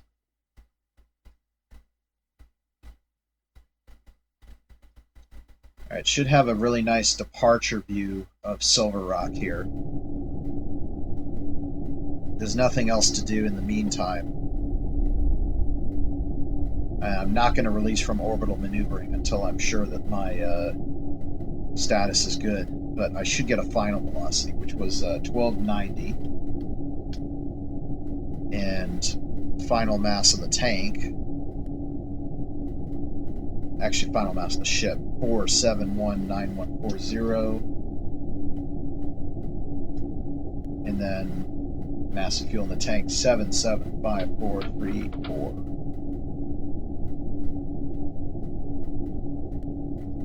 So we expected 407, burned 483, and that's expected because we overburned by 30 meters per second by switching views, and then we came back to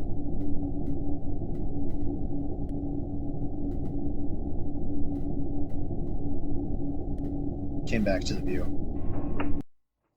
All right, let's begin time acceleration and see what becomes of our orbit.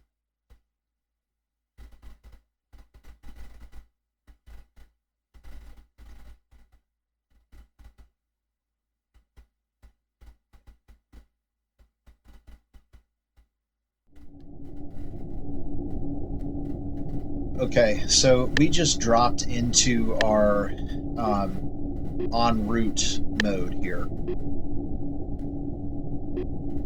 And I'll take a look and see if this is good or not. once I get this back into focus here. Yeah, this is way off. It's been a long time since I've boogered this up. Now, I think what might have happened is the orbital velocity of, and specifically the escape velocity of Eta Crucis, the silver moon, is high relative to its orbital velocity, but that doesn't make sense either, because I've done a Jupiter to Saturn orbit as well. It's very strange, but in any case, we're showing an overburn here, so we're going to need to drop into maneuver mode here and fix this.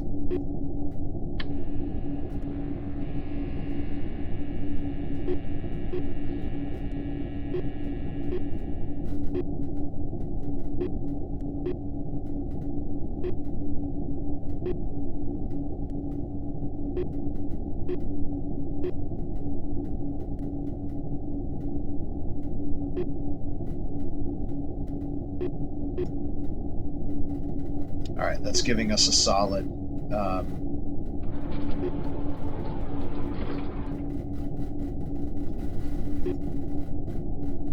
solid maneuver. Okay, so we're still yeah, we're still secured for the maneuver. So let's do a manual. Translation. Rotation. Alright, so in order to do this, I'm going to need to create a entry burn here in my table. So we're going to call this mid-course correction 1, 395, which is kind of really weird because our mid-course correction maneuver is like 90% of the ejection, which is very strange. So I'm going to take that as another note. It could be because I haven't flown in 6 months, and that might be the issue, is I'm just completely out of it. MCC during transit from Silver Rock to Gold Rock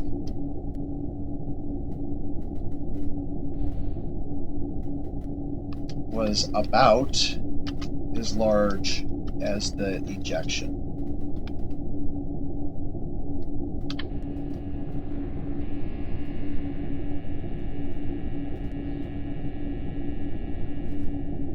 Yeah, maybe I entered something wrong into one of my, wait, no, I planned it in TransX, and I confirmed that was the correct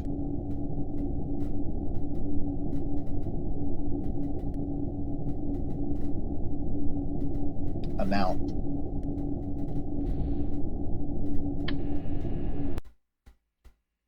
Wow, we're still all this time and we're still right there.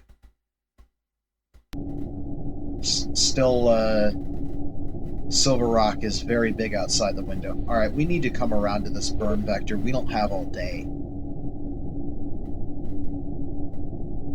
It's amazing how tight this system is. Normally, when you're in space and you leave a moon, you just, you know, everything becomes dots outside the window, like the rest of our neighboring planets. But the Thalassus system is pretty compressed.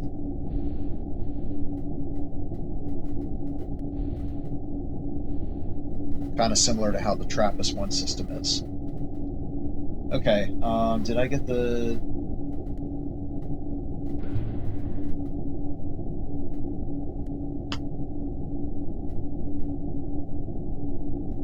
No, I'm at the wrong... Alright, 393. Current mass 4719060.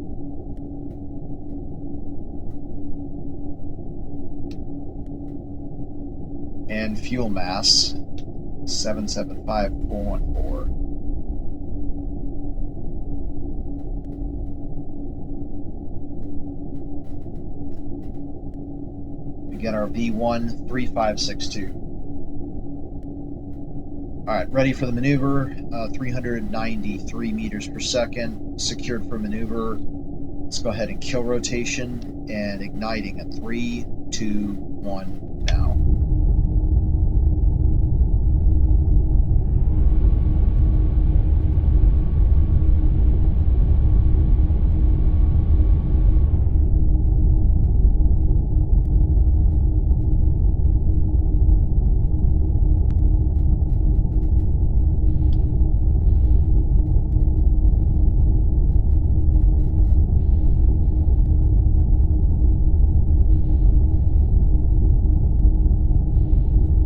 All right, there's 60, 50, 40, 30, 20, 10, 5, 4, 2, 1, 0.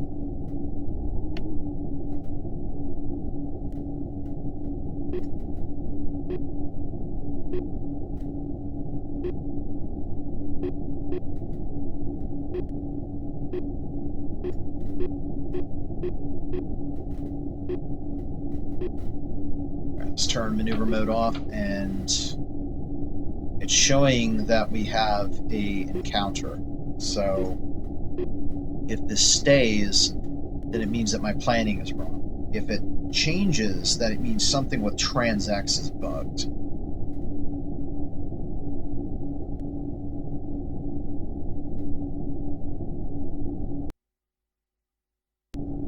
I think there's a way to... thought there was a way to...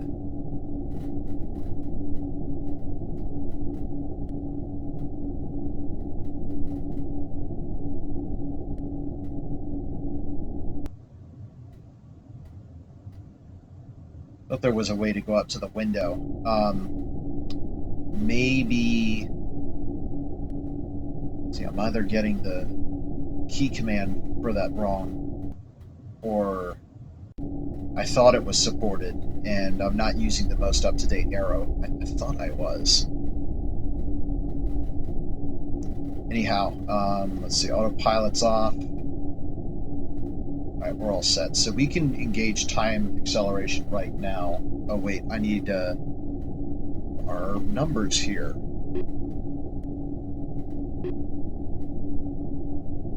Three, 3, 1, 8.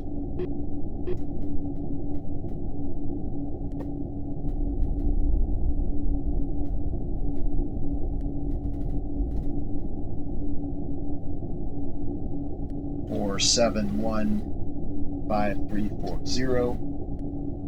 So that was 386 meters per second, very close to what I expected.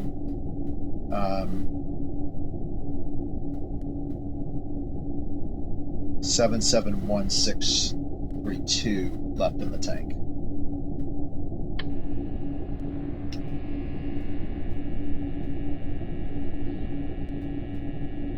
All right, and if everything is good, the next is our encounter burn.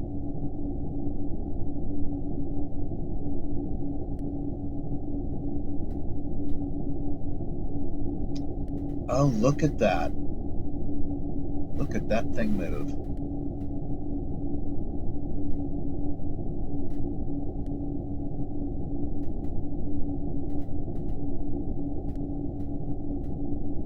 One nice thing about Gold Rock that wasn't the case for Silver Rock is that still looks good.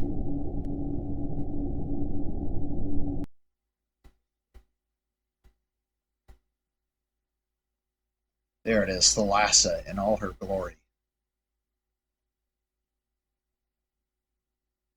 I was going to say, being twice as far out. Oh, here it is right here. Gravitationally means that, let's see, we have 84 degrees inclination. That looks good.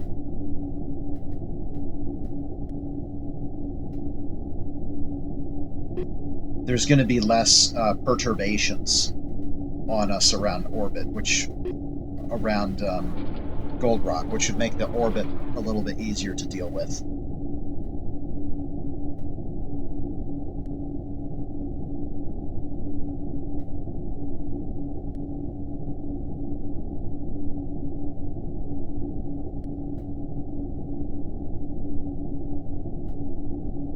Translation. Rotation.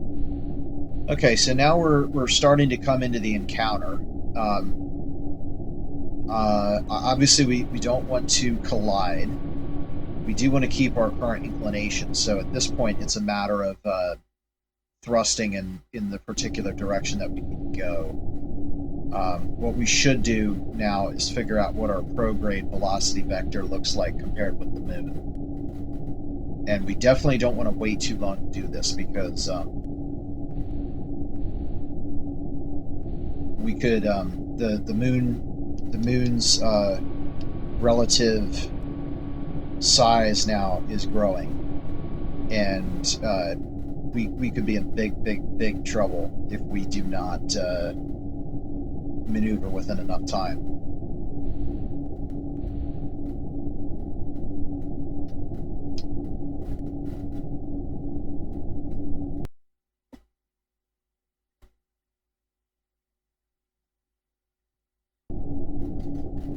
Okay, we're currently lined up, and we should be able to translate down, and that should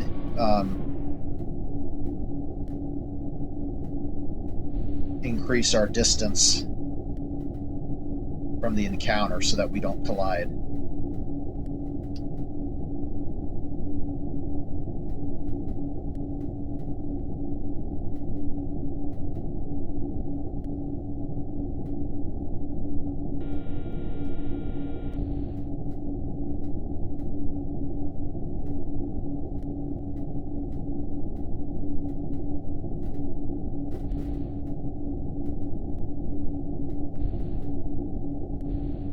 Alright, and we want to target 30 kilometers, so there we go. There's 30. Let's see if we get a map yet.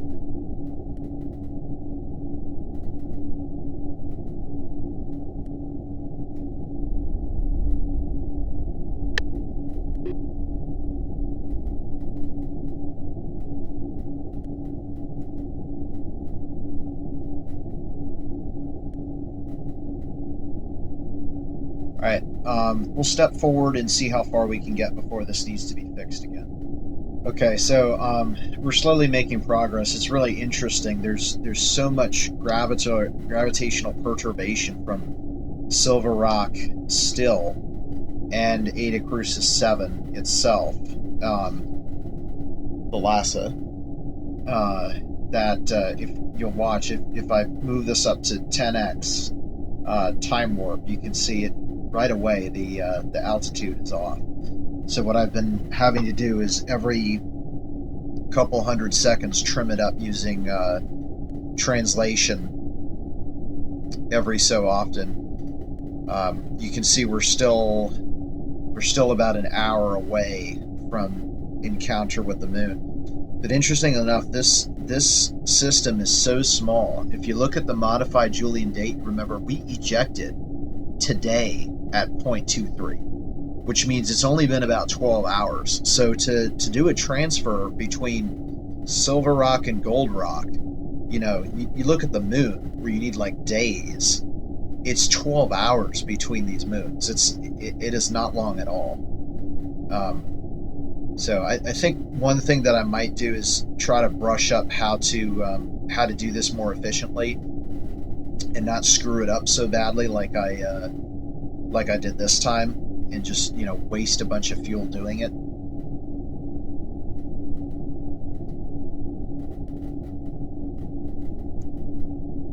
All right, looks like it's about time to fix this again.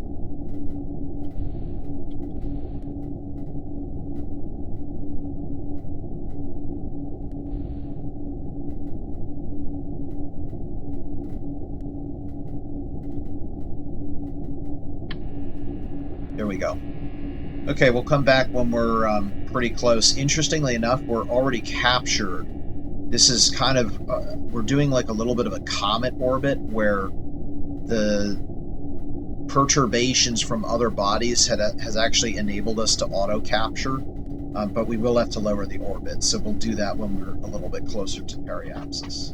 Okay, we're just over 5 minutes out from periapsis, so we'll go ahead and turn retrograde. So I did, instead of going off of transx here, we're going to need to use the Bis-Viva equation. And when I do that, I get a anticipated delta V of 380 meters per second, which is down, thank goodness, for our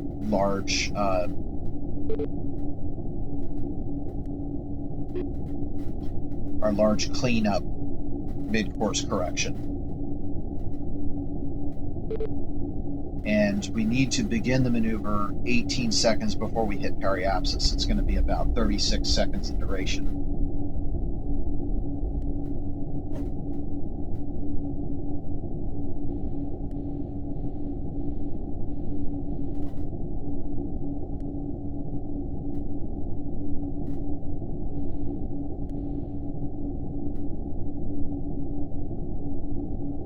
Now I'll get the initial mass in.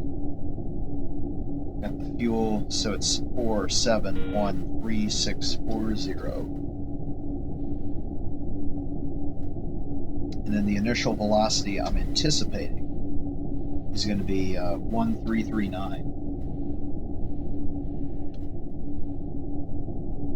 We're about 50 seconds from ignition.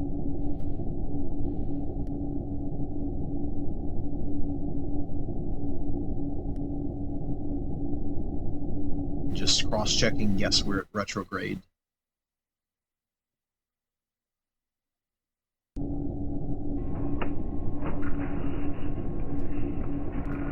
"30 seconds.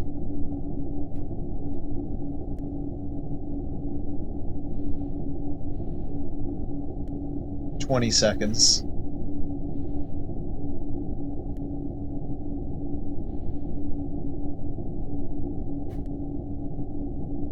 "10, 9, 8, 7, 6, 5, 4, 3, 2, 1, 0, -1, -2.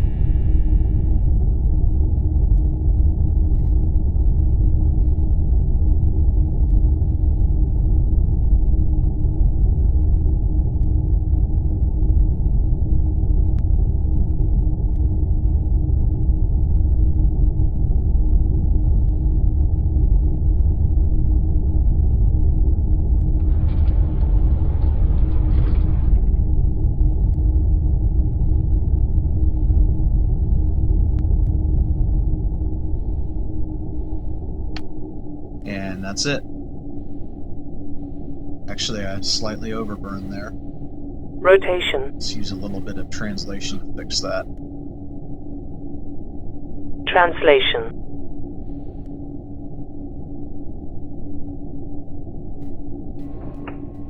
There we go. Virtually circular orbit.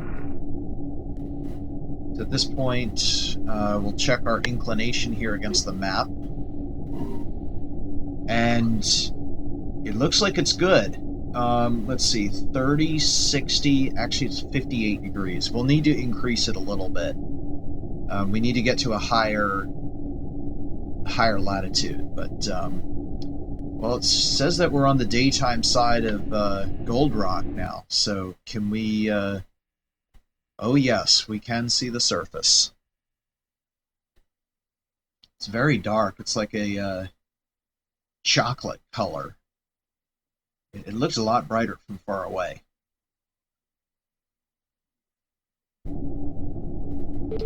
Alright, so I jumped ahead in our orbit. By the way, we are actually orbiting retrograde. Nothing wrong with that.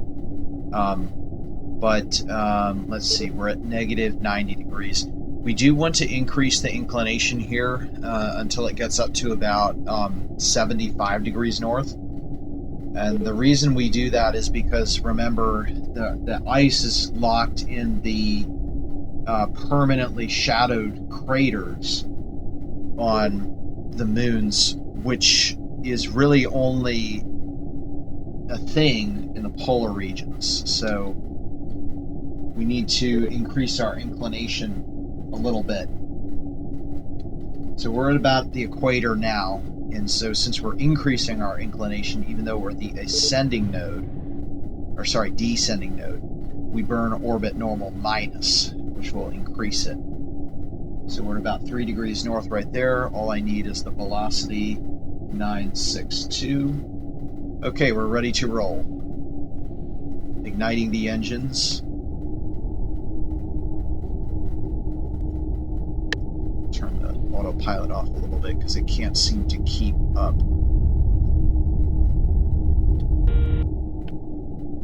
Shoot, I got it wrong. We're orbiting retrograde, which means we need retros. Got it the wrong way round.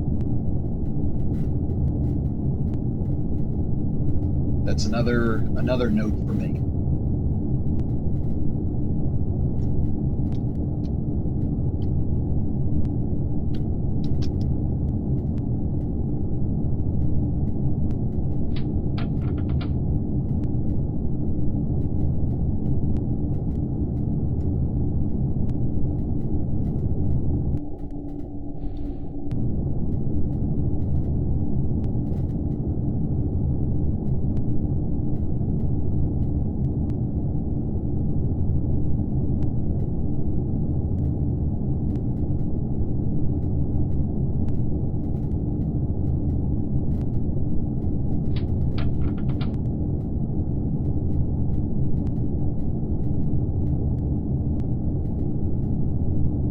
Yeah, this is the ascending node because we're burning.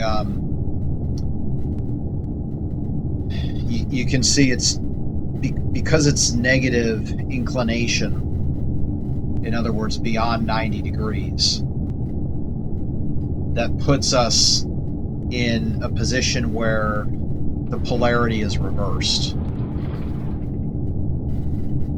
Fortunately, I didn't remember that. Alright, we are almost done with the burn.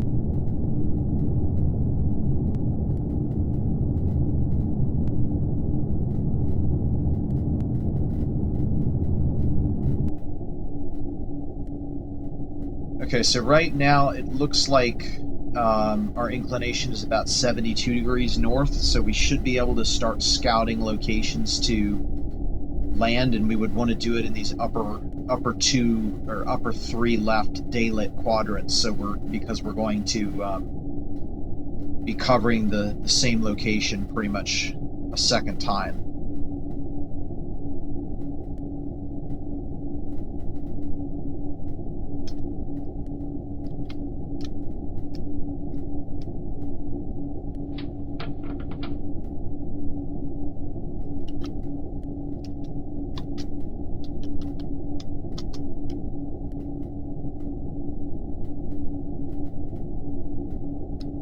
All right, let's see. Final velocity is 960.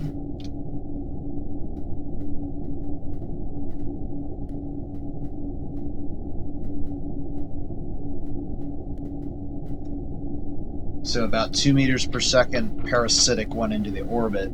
But you can see we pretty much fixed that. So now we're 24 and 32 kilometers. So we will want to shave that up soon.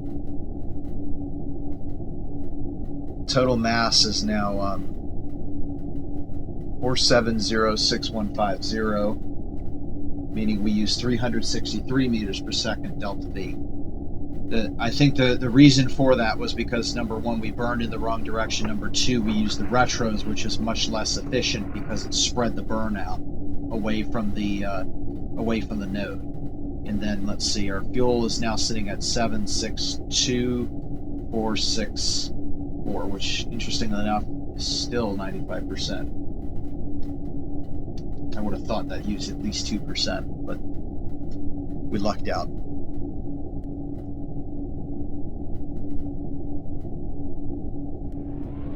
Okay, so at this point, we don't do anything. Let's fix the orbit once we get to the apoapsis, and then we'll come around and look at this region of the moon in Space Engine to see what it actually looks like. We're looking for a nice flat spot to land inside or next to a crater that's shattered. Okay, so we're going to fix this with translation now. And we're right at the apoapsis, but this should be nice and quick. And that's it. Done. So we're now in a 29.8 by 31.4 kilometer orbit. So that is now good, and we're ready to jump ahead and see what this moon has to offer in the way of potential bases.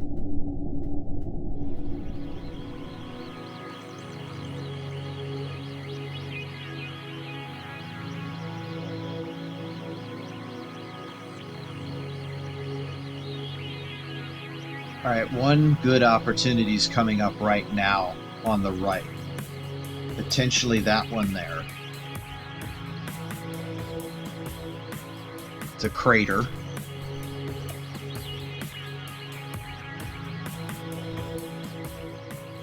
There's another good crater right there.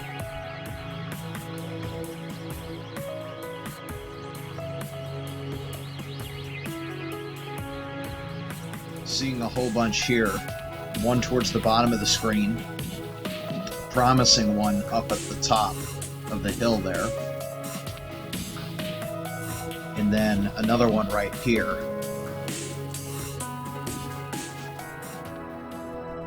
Okay, I really like this one over here.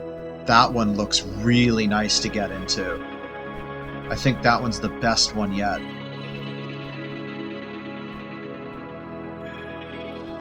All of these look good.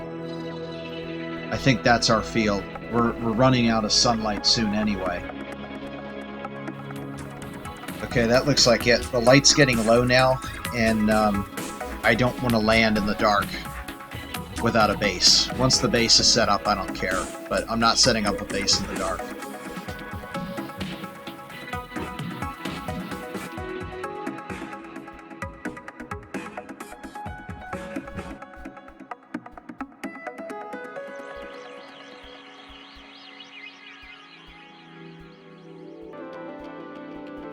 So this right here looks like the best location, right in that flat spot, right there.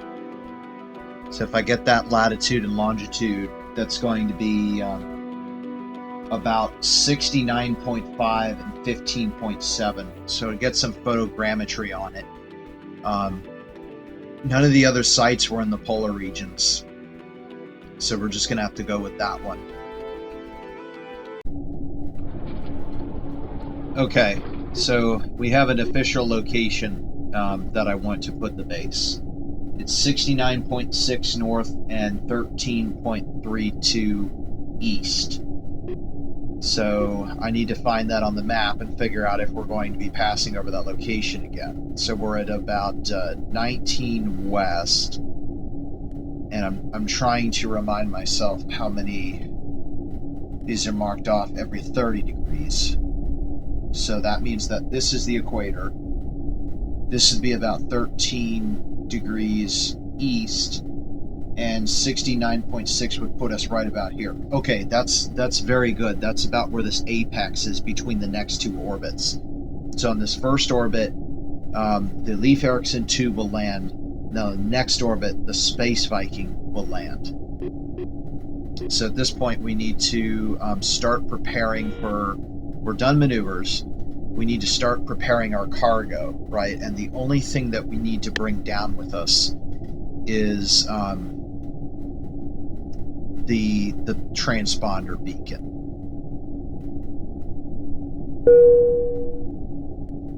Attention all hands. We are secure from orbital maneuvering. You may resume your duties as usual. Engineering teams, please set engine to standby status.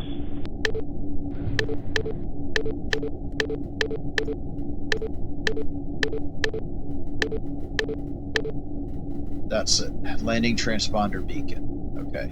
Add. Okay, so that is now outside the ship.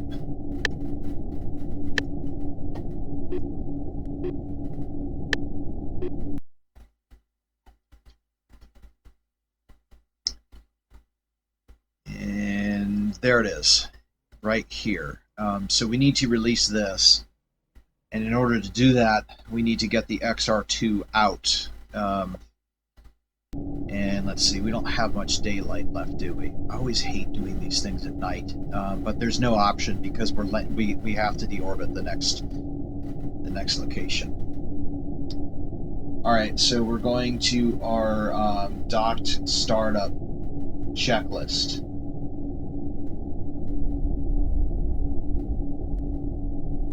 If I can find it. At this point, we should also open up the docking bay. Bay door opening. And turn our lights on. And now we're back in Leif Erikson 2. So we'll perform our startup. So it's RCS rotation, AP1, external cooling offline. External cooling offline. All lights on. Airlock doors close.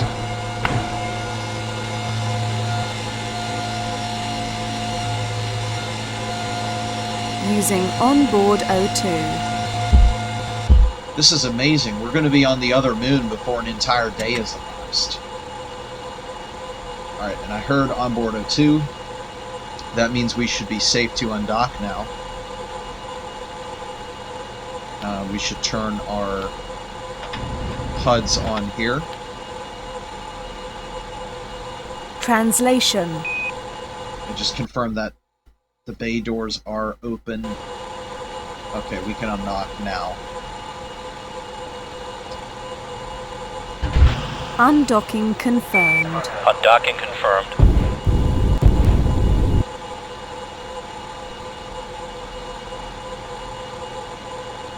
And let's turn this over to docking so we can keep an eye on the ship's location. Always remember, I need to go down further than I think I do. Information. APU running. Okay, so we've cleared it there. So a safe distance is 20 meters.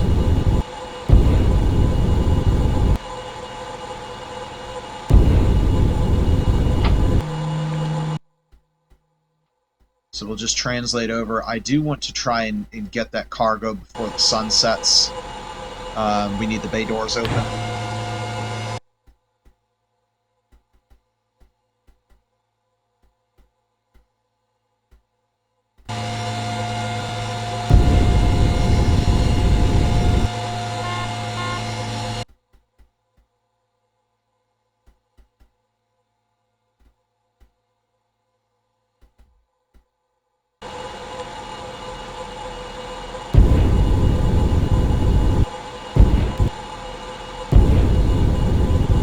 Rotation.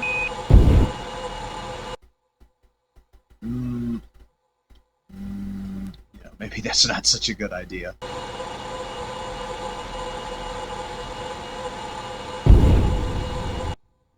Let's keep things from getting more dangerous than they need to be.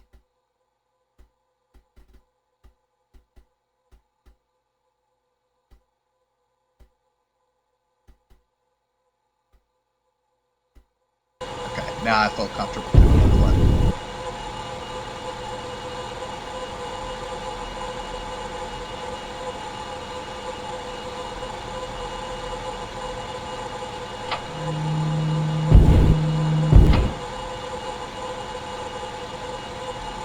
Information. APU running. Yep, and it shall continue to run until its job is done.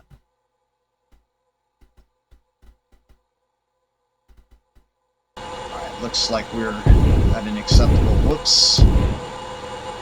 Translation. Let's go back onto translation.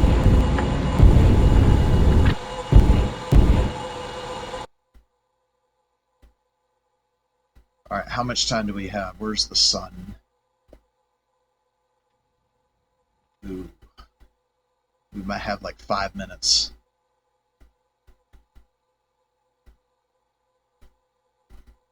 Oh, cool. You can see the cargo arm. Yeah, so that's how this, it's not animated, but that's how our cargo would essentially be moved around, would be with that arm. Information. APU running.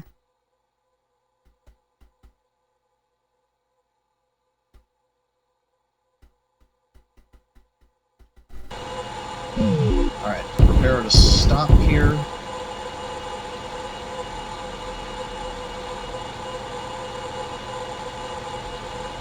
Okay, that's it. We'll kill all velocity right now.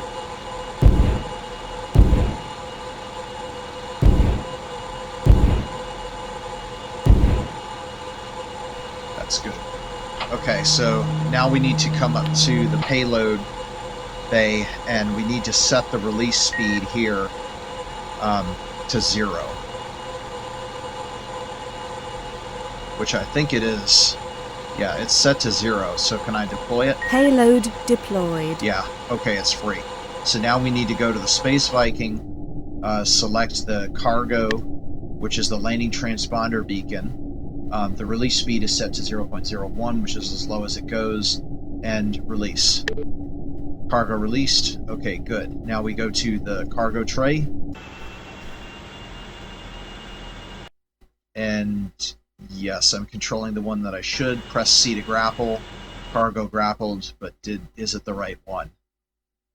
And now it's starting to get dark. I think the sun just set. Wow. Man, talk about bad luck. That was the most critical operation there that I had to confirm. If we had 5 more seconds, we would have been okay. That's literally what it came down to, was just 5 seconds. Oh boy. Okay. Well, it just says cargo grappled. I hate it how it never tells you what grappled. But that was the only the cargo to grapple. So we go back to the Leif Erikson 2. Let's grapple. Payload latched in bay. And now it's impossible for me to be able to tell. Let's see if we can. Rotation, translation. Alright, we will translate just a little bit in this direction. But I don't want to mess this up until I know 100% sure that it's on board. And I'm not sure how the heck I'm going to confirm that. We don't have... The lighting is not good enough.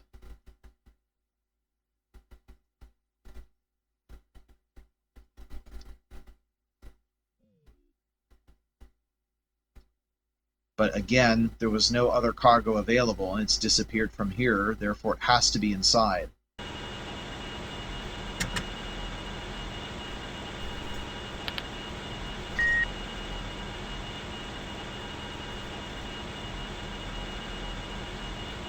Let me see what the... Hopefully this thing gives me a empty weight of what the tray... Yeah, cargo tray... I think we have an extra tray. Yeah, UCGO Rack 2. So I might be able to get some object info from that extra tray. Cargo Rack 2. Yeah, this is the one we left on Eta Crucis 7 that's empty. Its mass is 1250. The mass on board here is 1288, which means we have 38 kilograms of cargo inside the Leif Erikson 2. So now if I go back to the Space Viking, hopefully that will tell me if I go to select a...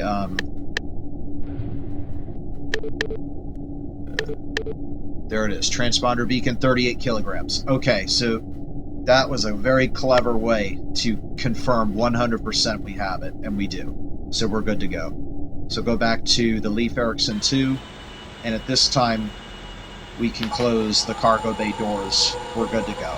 We can also translate away at much higher speeds now that we're done here.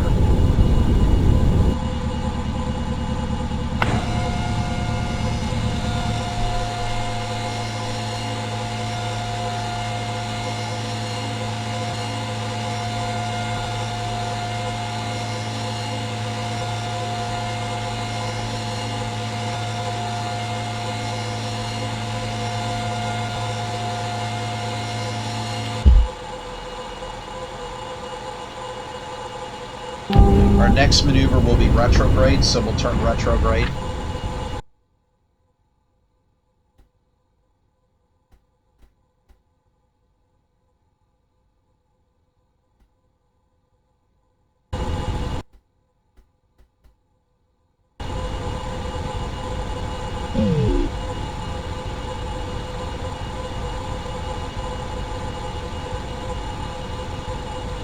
And we'll switch over to nav 2.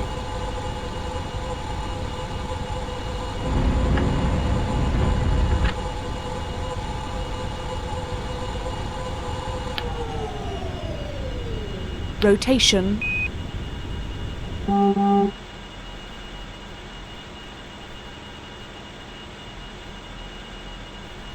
Okay, now we have to target our landing location here. We want to be on the exact opposite side of the moon when we do this.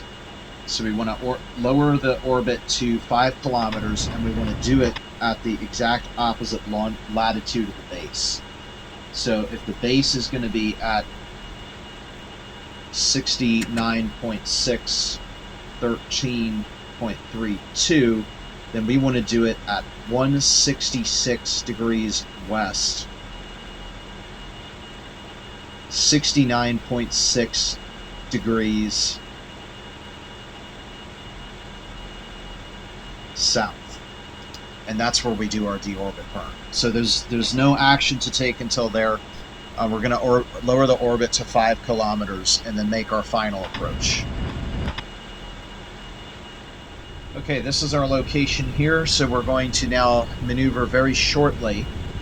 Let's see, we have 961 for the V1 until periapsis goes down to 5 kilometers.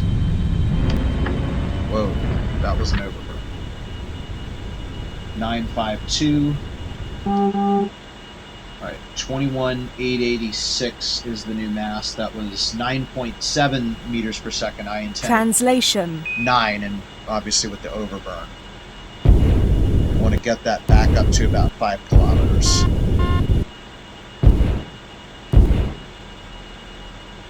Rotation. Okay, so should be good now. Get the new main fuel mass. It's 3,012 kilograms, and mass of the ship 21,883. V1 is going to be likely about 975 or so, I think. Planning the landing burn to take 1,111 meters per second, but it'll be more than that, because after we land, we're going to need to figure out where we actually want to be, and then move to that location. So I actually need to calculate the location of the target orbit at this, or target deorbit burn. Landing burn. Okay, we're in our drift down orbit still. We're about 90 degrees from landing. Drift down is going good so far. At this point, I can start some of the VLAN checklists. So we'll do RCS mode as desired. We'll leave that at rotation. We do want to stay retrograde for the time being. I'm going to turn the APU on. And there's nothing wrong with it because there's no air. Gear down. Gear down. And we're going to open up the retro doors. Gear down and locked. Open up the hover doors. All lights are on. And APU is desired, autopilot as desired. So we want to do a descent hold.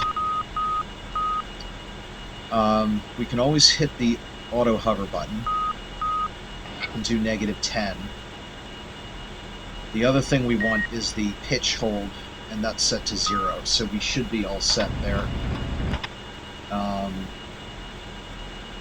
And then after landing, radiator is desired. So we're pretty much all set at this point to begin our final landing burn. So what we're going to do, I calculated it out. We need about 19 kilometers to slow down.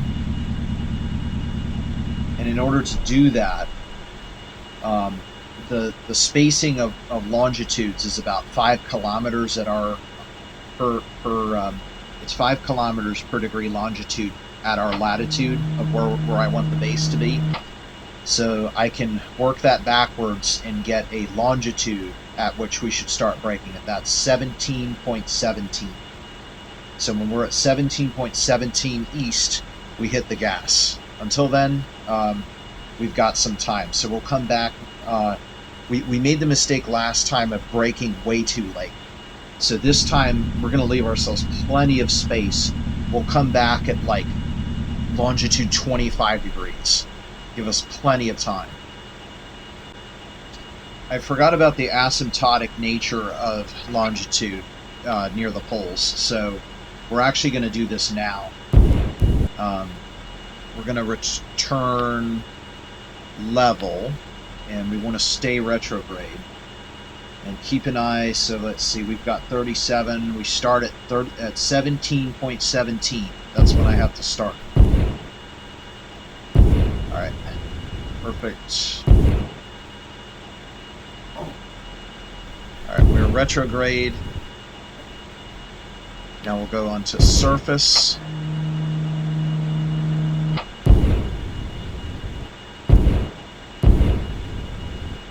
Let's confirm that we're still retrograde. We are, yes. Alright, the next thing is to activate the attitude hold autopilot.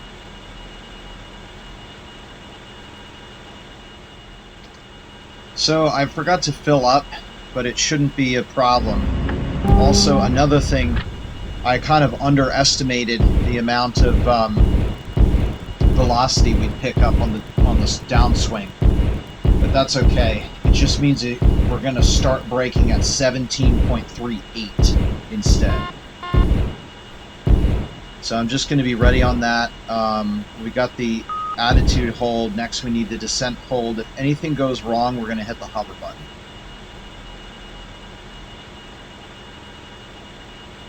Looking for 17.38. 20.38. 19.38. 18.38. Alright, here we go. Right now, 17.38. Deorbiting. Let's go to the surface. MFD, check out the... Yeah, that's good. Alright, so we just need to cut it down to 0. We're at 4.5 kilometers. Safe deceleration speed vertically is about 120 meters per second right now. Alright, looking for that speed to turn around. That will let us know that we've stopped. Actually, it should be around 20 meters per second because that's exclusively all of our deceler right there. Translation. Whoop. 4,000. Rotation. Forgot about this. Right? Let's go back to pitch.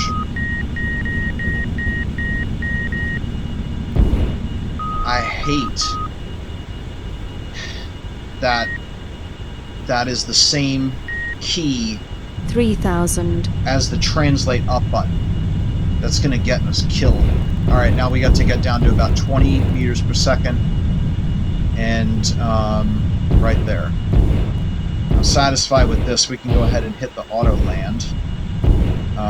But let's see, we need to engage descent hold. Right about 20. Now we can hit auto land. Okay.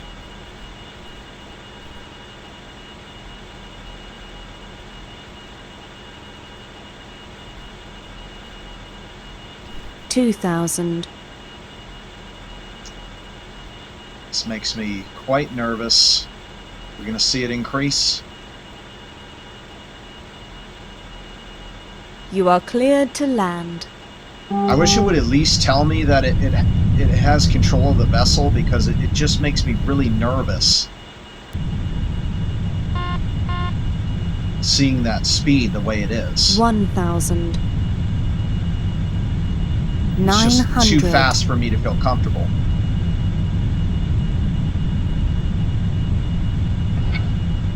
800.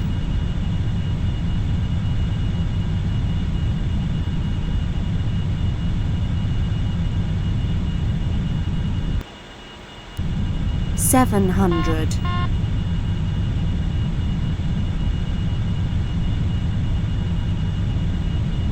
600.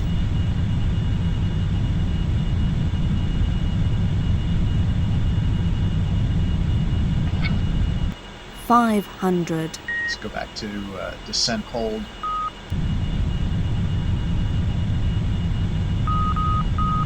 400.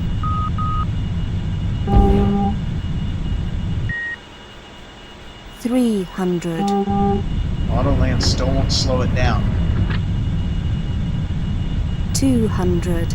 Warning, main fuel low. Oh, okay, that surprised me. I didn't think it would come down that quickly.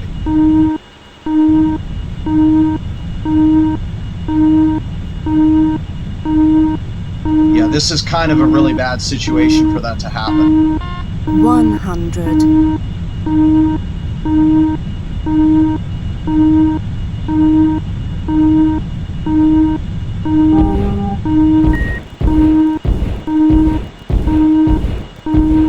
75.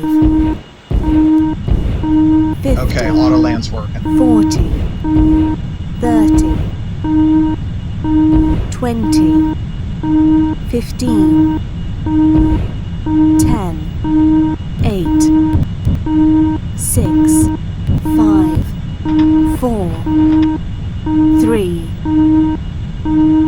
2. 1.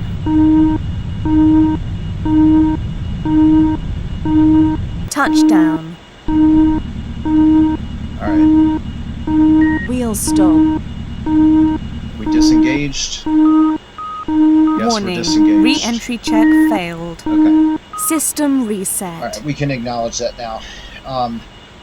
So I only acknowledge alarms once they've been mitigated. That wasn't mitigated until we landed. Now that we've landed, we're good. Now let's hope that we've landed at a good spot, because, well, we don't have much to hop with, and frankly I don't feel that comfortable hopping. So let's take a look at what's outside our window. Okay, so this is where we've landed, and although this isn't a good spot to bring the mothership down, this is actually a pretty good area for some permanently shadowed regions, right? I'm seeing a lot of pits, a lot of ledges, a lot of cliffs in this area. That's all very good stuff, but we're going to need to figure out how to bring the mothership down. And my guess is that we could probably touch down in that valley over there. And hopefully that would be large enough. I'm going to analyze that possibility now. Alright, so good news. I was able to confirm that the valley is flat enough, and because it's actually downhill from the direction that we're facing, it's actually in a good shape. So I did some math to see exactly what we need to do, and it's good. I think it's doable. Okay, so here's what we're going to do. Since it's a downhill trip into the valley, we don't have to go up over anything. So there's no reason to go more than 10 meters above the surface. So we're going to lift off, enter a hover 10 meters above the surface. We're going to turn to a course of 117 degrees. We're going to accelerate to 31 meters per second. We're going to hold that for 50 seconds. That should bring us about 1.5 kilometers and 0.05 degrees south and 0.2833 degrees east to 69.97 north, 48.38 degrees east. And that should give us what we need. So at this point, we're going to activate attitude hold. We're going to go to a nice gentle ascent, and then we'll hit the hover button. and we're going to do 31 meters per second, and we've got the retro doors. If anything goes wrong, we're going to enter a 0.2 meters per second descend, followed by a rolling touchdown, which will be okay. Crossfeed main. The other thing that I'm going to do too, to improve our chances, is crossfeed over some fuel into the main tank. So we'll leave about Crossfeed off. 30% RCS in. That's given us 5% main fuel. We're expecting a master warning, so we're going to acknowledge that once we take back off again. I do want to note our new mass of the ship before we take off. So mass after first landing was 19. Oh yeah, that's getting low. 362 kilograms. That's impressive considering that we're carrying stuff. Okay, carrying cargo. So this is ready. Going to engage. Lift off. Warning. Main Yep. fuel system Was reset. expecting that immediately after takeoff there. And we're going to go to 117 right there. There it is. Enter the hover. And what did we say? 31 meters per second? That's it. 2, 3, 4, 5, 6, 7, 8, 9, 10, 11, 12, 13, 14, 15, 16, 17, 18, 19, 20. I can't believe I'm doing this. 21, 22, 23, 24, 25, 26, 27, 28, 29, 30, 31, 32, 33. And that's it. I'm going to start reducing thrust here. Looks like a little bit further here. I shouldn't have done it all the way there. We want 14.38. Almost there. Alright, 14.38. We're now stopping, and we're going to engage auto land. 5, 4, 3, 2, 1.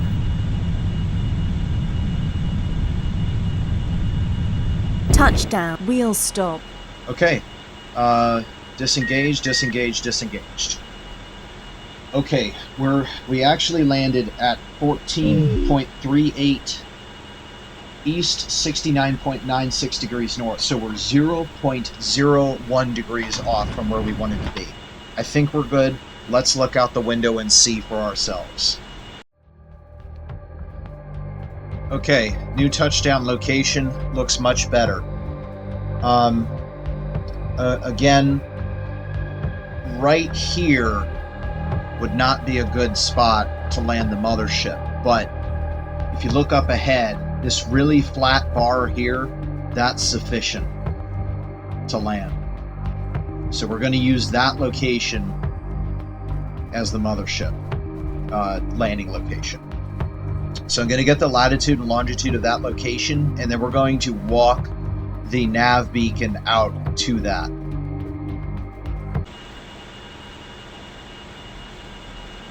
Okay, I have confirmed that we are good to go. So at this point we'll begin our ground safing. So let's see, we need our radiator open, and then at this point I'd like to close the hover doors and the retro doors.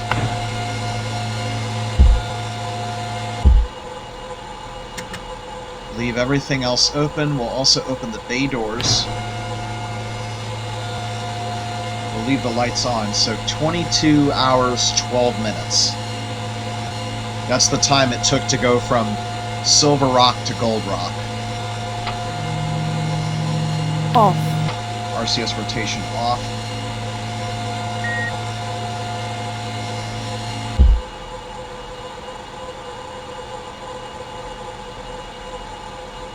Alright, definitely getting there on fumes. We're below 19,000 kilograms and we haven't even deployed our cargo yet. There's the transponder beacon in there. So that's selected, we'll deploy. Payload deployed. There it is there on the surface. We can leave this open for the time being. And we'll return to the upper panel view. And at this point, we can now hop into the airlock.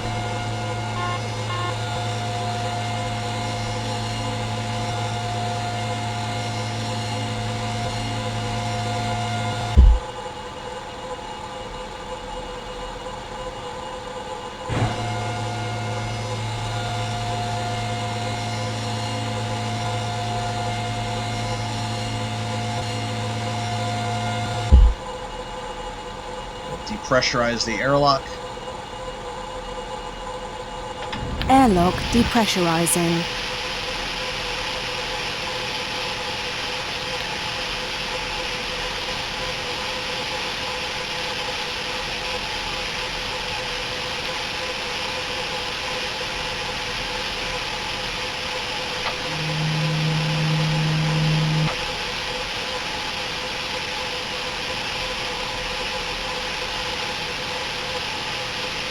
Airlock pressure 0 psi. Alright, outer door opening.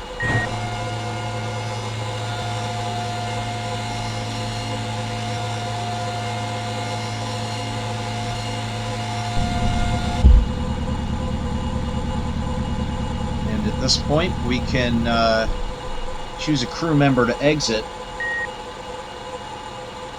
Let's use Mobile, the transportation advisor from SimCity 3000. But first, let's shut down the APU here and quick save, because we always quick save.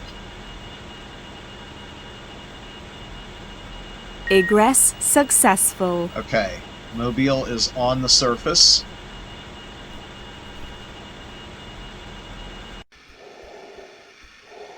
Alright, we've got 2 hours of air, and I want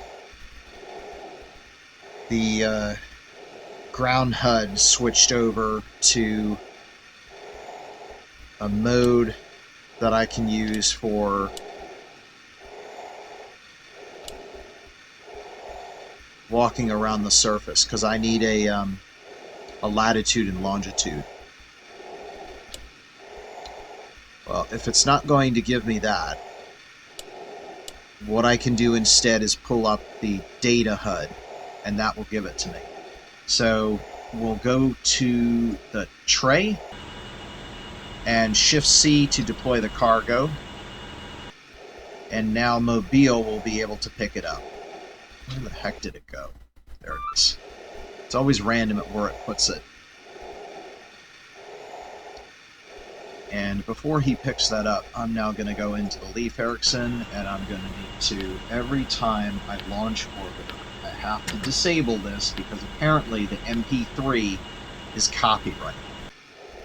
And I don't want to get copyright infringement.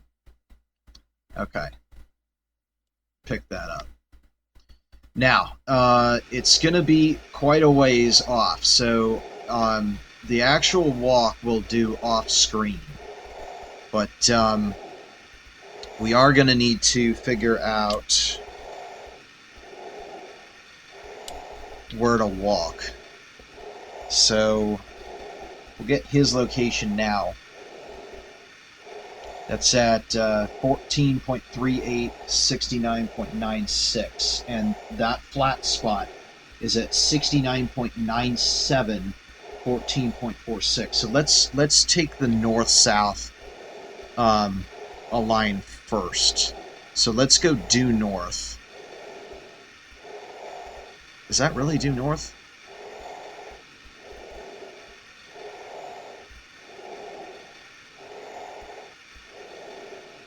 No, that's... What am I looking at? I'm looking at the target relative heading. That's not due north. This is due north. Alright, and we're going to walk it north. I can see the latitude and longitude. I know you guys can't. Until we get to 972. It's not so bad on this moon, because you got to remember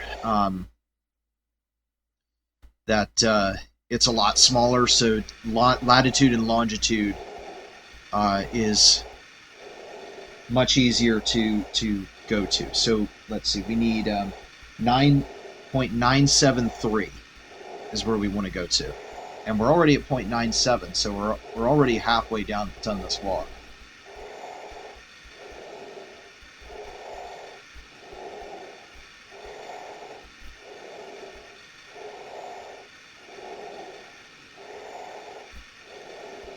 Okay, nice little teaser there of the surface, isn't it?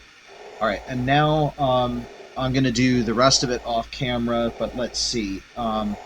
It's 0.46, which means we're going further east. That's 0.08 degrees east. So we're going to turn to heading 090 and then walk it out this way.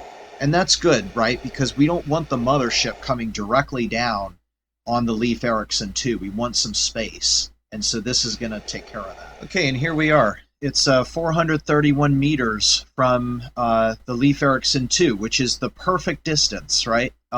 We generally want about half a kilometer away for the ship engines, so it doesn't damage the Leif Erikson 2. So that's not bad. We made a perfect landing on the second attempt, exactly where we wanted to. So that's good, because it took 3 attempts to get it right for Silver Rock. So we're improving. All right, we'll set this beacon down here, and we'll construct it by pressing U. Unpacking cargo. Okay, and now we've got a landing location for the Space Viking mothership. And we also have the instructions, so we won't... Things will be a lot easier this time. And what a beautiful location it is.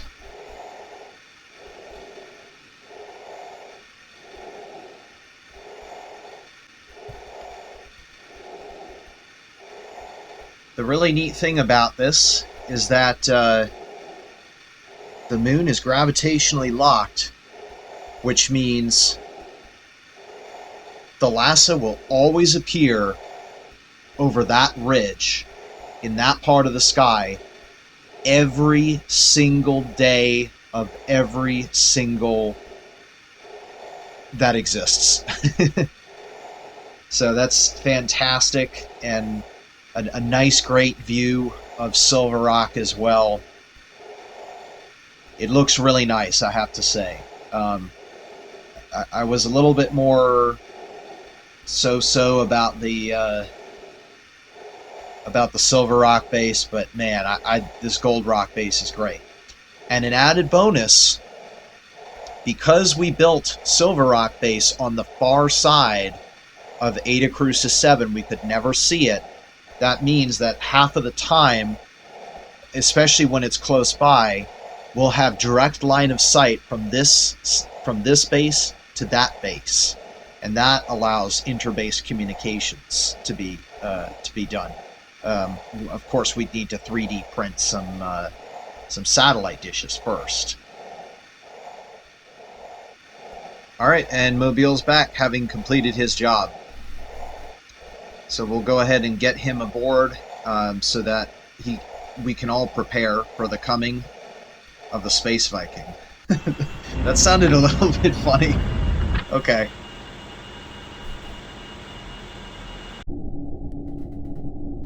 Okay, step 1 is to load up the transponder frequency, which I checked is 121.5. Then we need to arrange the orbit to pass over the base at 10 to 25 kilometers. So not quite time yet to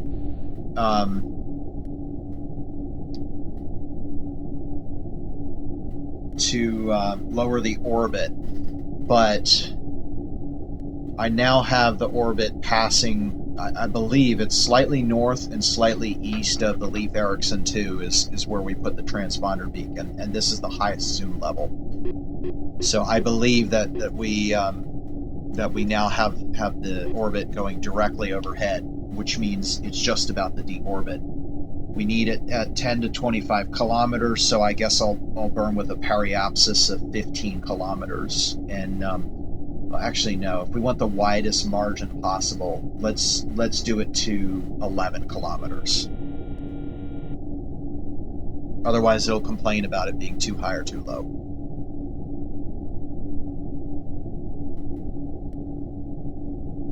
And then we make our deorbit burn at 69.97 south and 166 degrees west.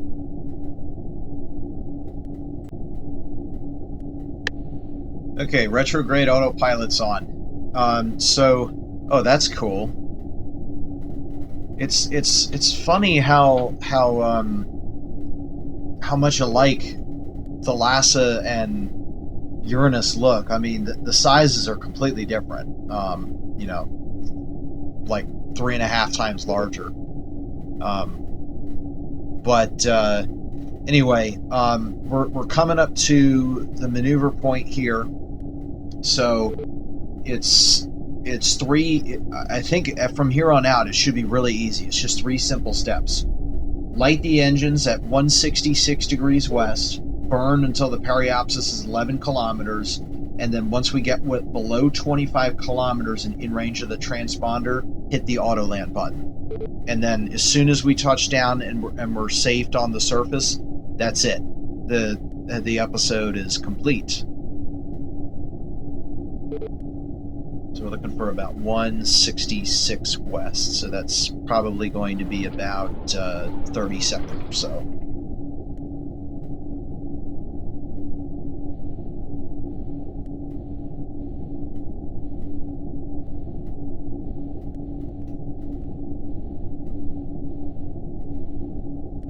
And we'll know because you'll see the cross will disappear from this side and appear on the opposite side of the planet if we're doing it right when we're in the middle of it. Okay, here we go. Burning now.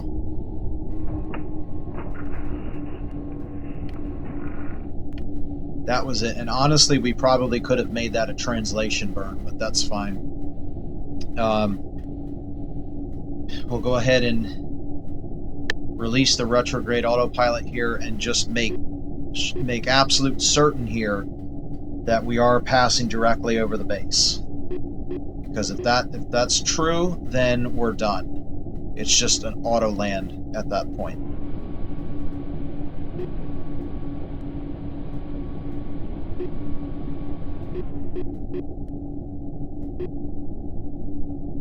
Yeah, that's still good. The ring around the Leif Erikson 2 is its local horizon, so we're actually going to be above the horizon from its location. That's how you know we're spot on. So that's it. At this point, that was a little maneuver, so it really didn't matter. But yeah, at this point, we should now prepare the craft for orbital maneuvers. So there's no checklist here, if I recall, or is there? I need to create the checklists. Okay.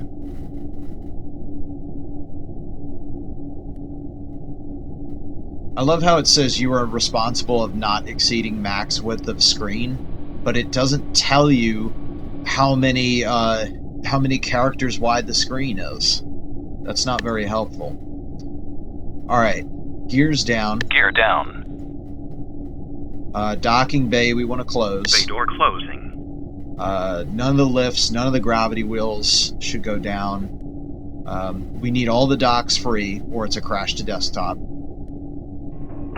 Let's see, the crew lift is the active exit. That's correct. The Runestone rover's aboard. All right, gears down. All lights are on.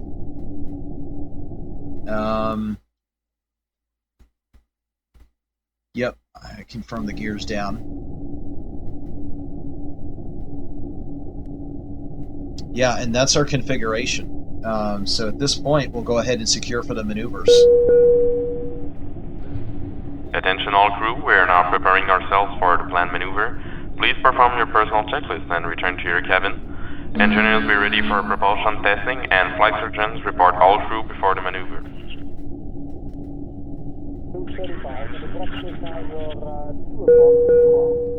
Captain, All hands show green lights for orbital maneuvers. Engine room is giving us the green light to go. Alright. We'll come back once we get down to 25 kilometers and in range of the transponder. Okay, we've got it. But first, I would like to turn so that we're horizon level and also flip the HUD over to surface here. And it really amazes me the variance of color on this moon. Here it looks as bright as sand, but you remember when we were first arriving to this moon, it was so dark, I was like, oh, it looks like chocolate.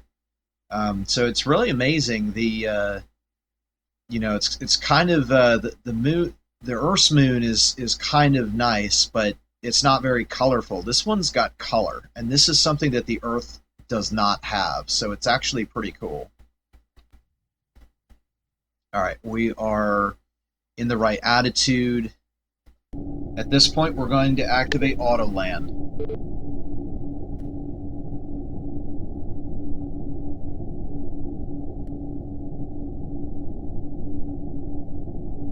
We'll also turn the HUD over to surface.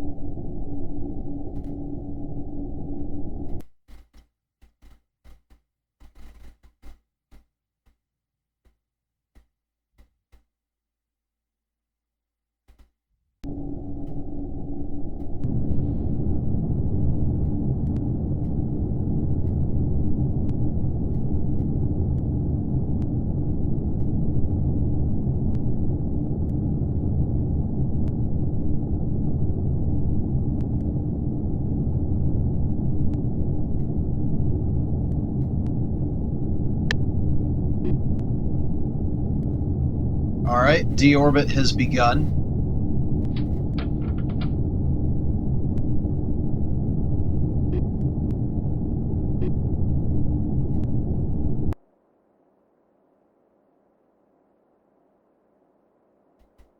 And there is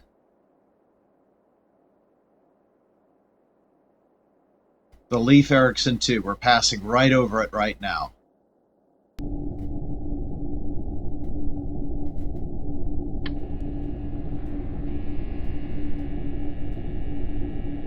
And it looks like it's doing the exact same thing that it did last time, where it like overshoots and then goes back towards it. I've seen this happen a couple times. I'm not sure of the exact reason why it does that.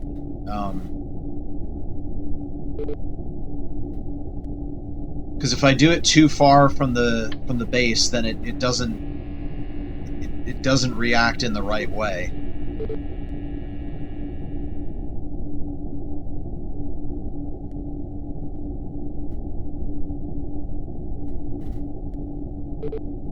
Basically what it does is it nulls your vertical descent rate and then wants to hold the hover engines on until you're ready to land, which if you're far away is just a mess.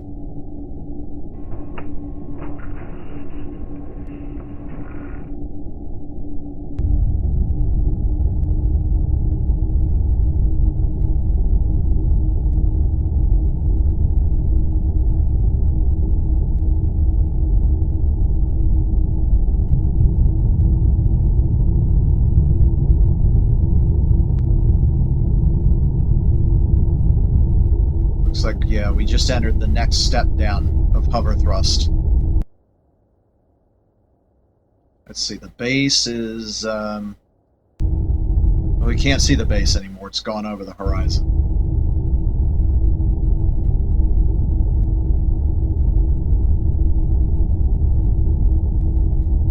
So what's going to have to do at this point is deconstruct and then reconstruct the base.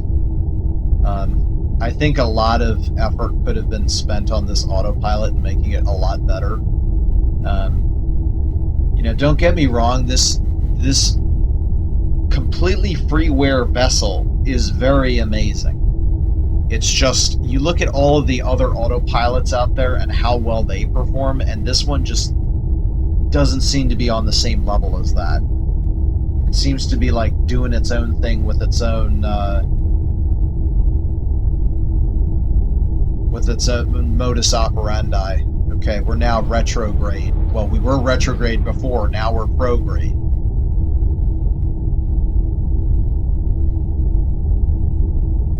Okay, so it is making its way.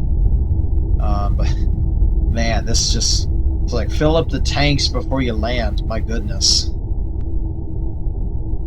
The ironic thing is that you land here to fill up. So if you're at like 2% fuel, well, actually, if you were at 2% fuel, I would probably manually land it. I wouldn't even mess with the autopilot.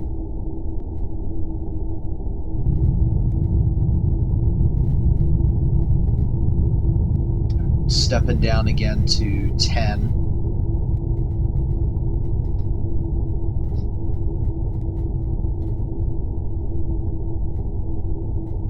Actually, it looks like now we're going to enter a hover. Yeah, you can see the hover engines are not designed for a very heavy planet. I mean, this moon, it's smaller than the Earth's moon, and you can see it needs almost 50% hover thrust to hover here.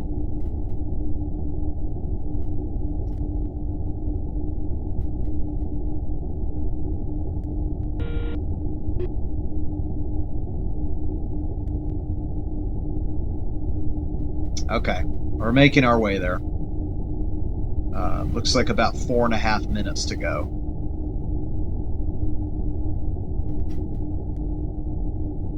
Base should be coming up over the horizon now. Yep, there it is, right there on the horizon.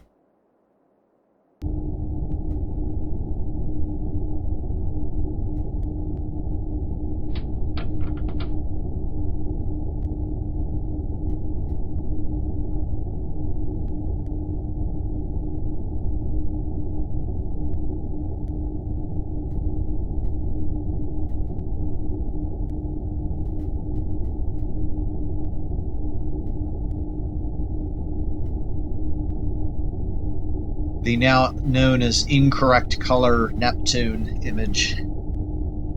I was really bummed out when they said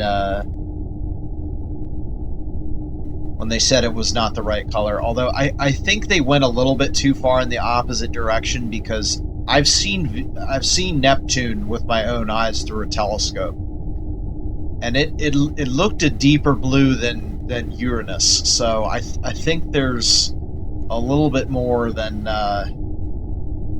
what they say nowadays. Like they may have got self-corrected too far in the opposite direction. All right, now we're getting close. Let's see, it's 3 minutes estimate.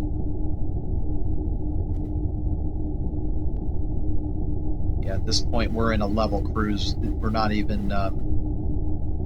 Yeah, we're using retro and hover at 50%.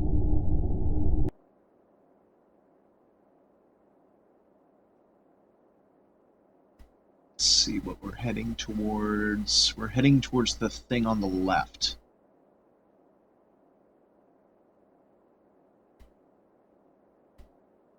Yep, that's right. Not the Leif Erikson 2. That would not be a good day. Let's see, now we're down to 92% fuel.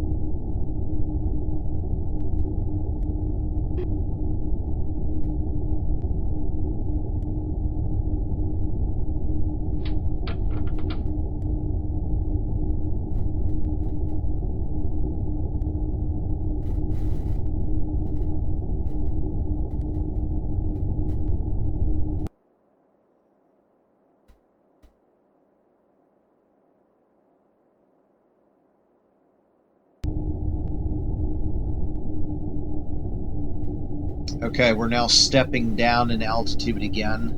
Looks like about 2 minutes to go in landing. I think this time is a little bit optimistic, but it does say cruise, so that might be why. Alright, we're about to be directly overhead.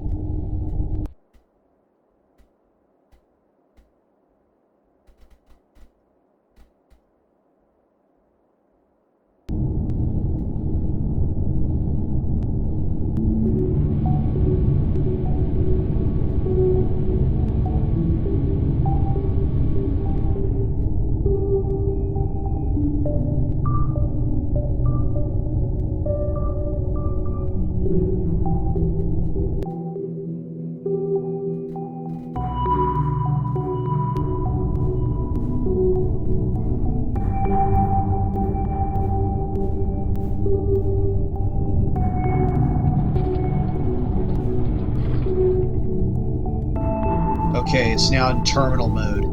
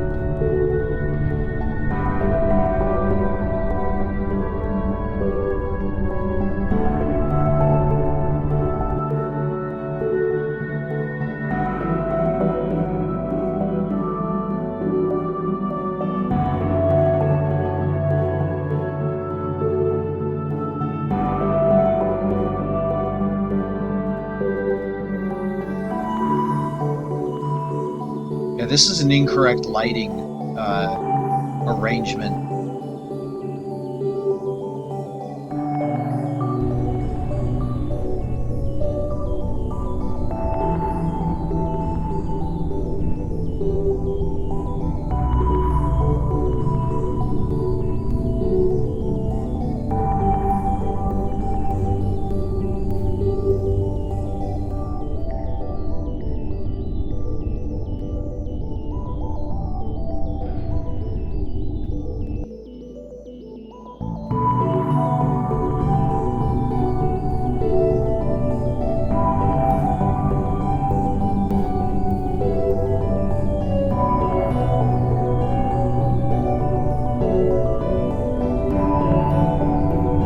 Contact.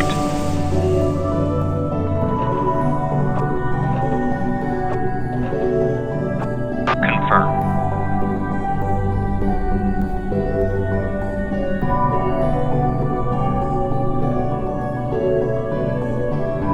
Okay, we are on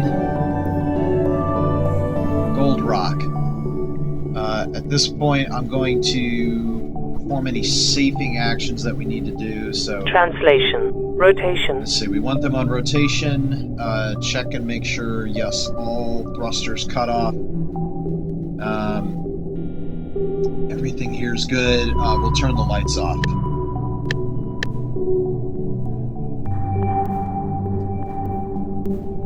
We'll go ahead and clear this out.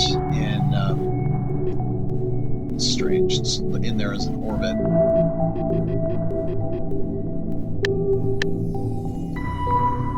Alright, that's that. And then we'll go to Leif Erikson 2. Yes, you're almost out of fuel. System reset. And we'll turn the lights off here. And we're done. That's it. Just under 1 day to do the whole transfer. And there definitely was some room for improvement. So, yeah, that was fantastic. Anyway, we're done here. The base construction will be episode 5.5.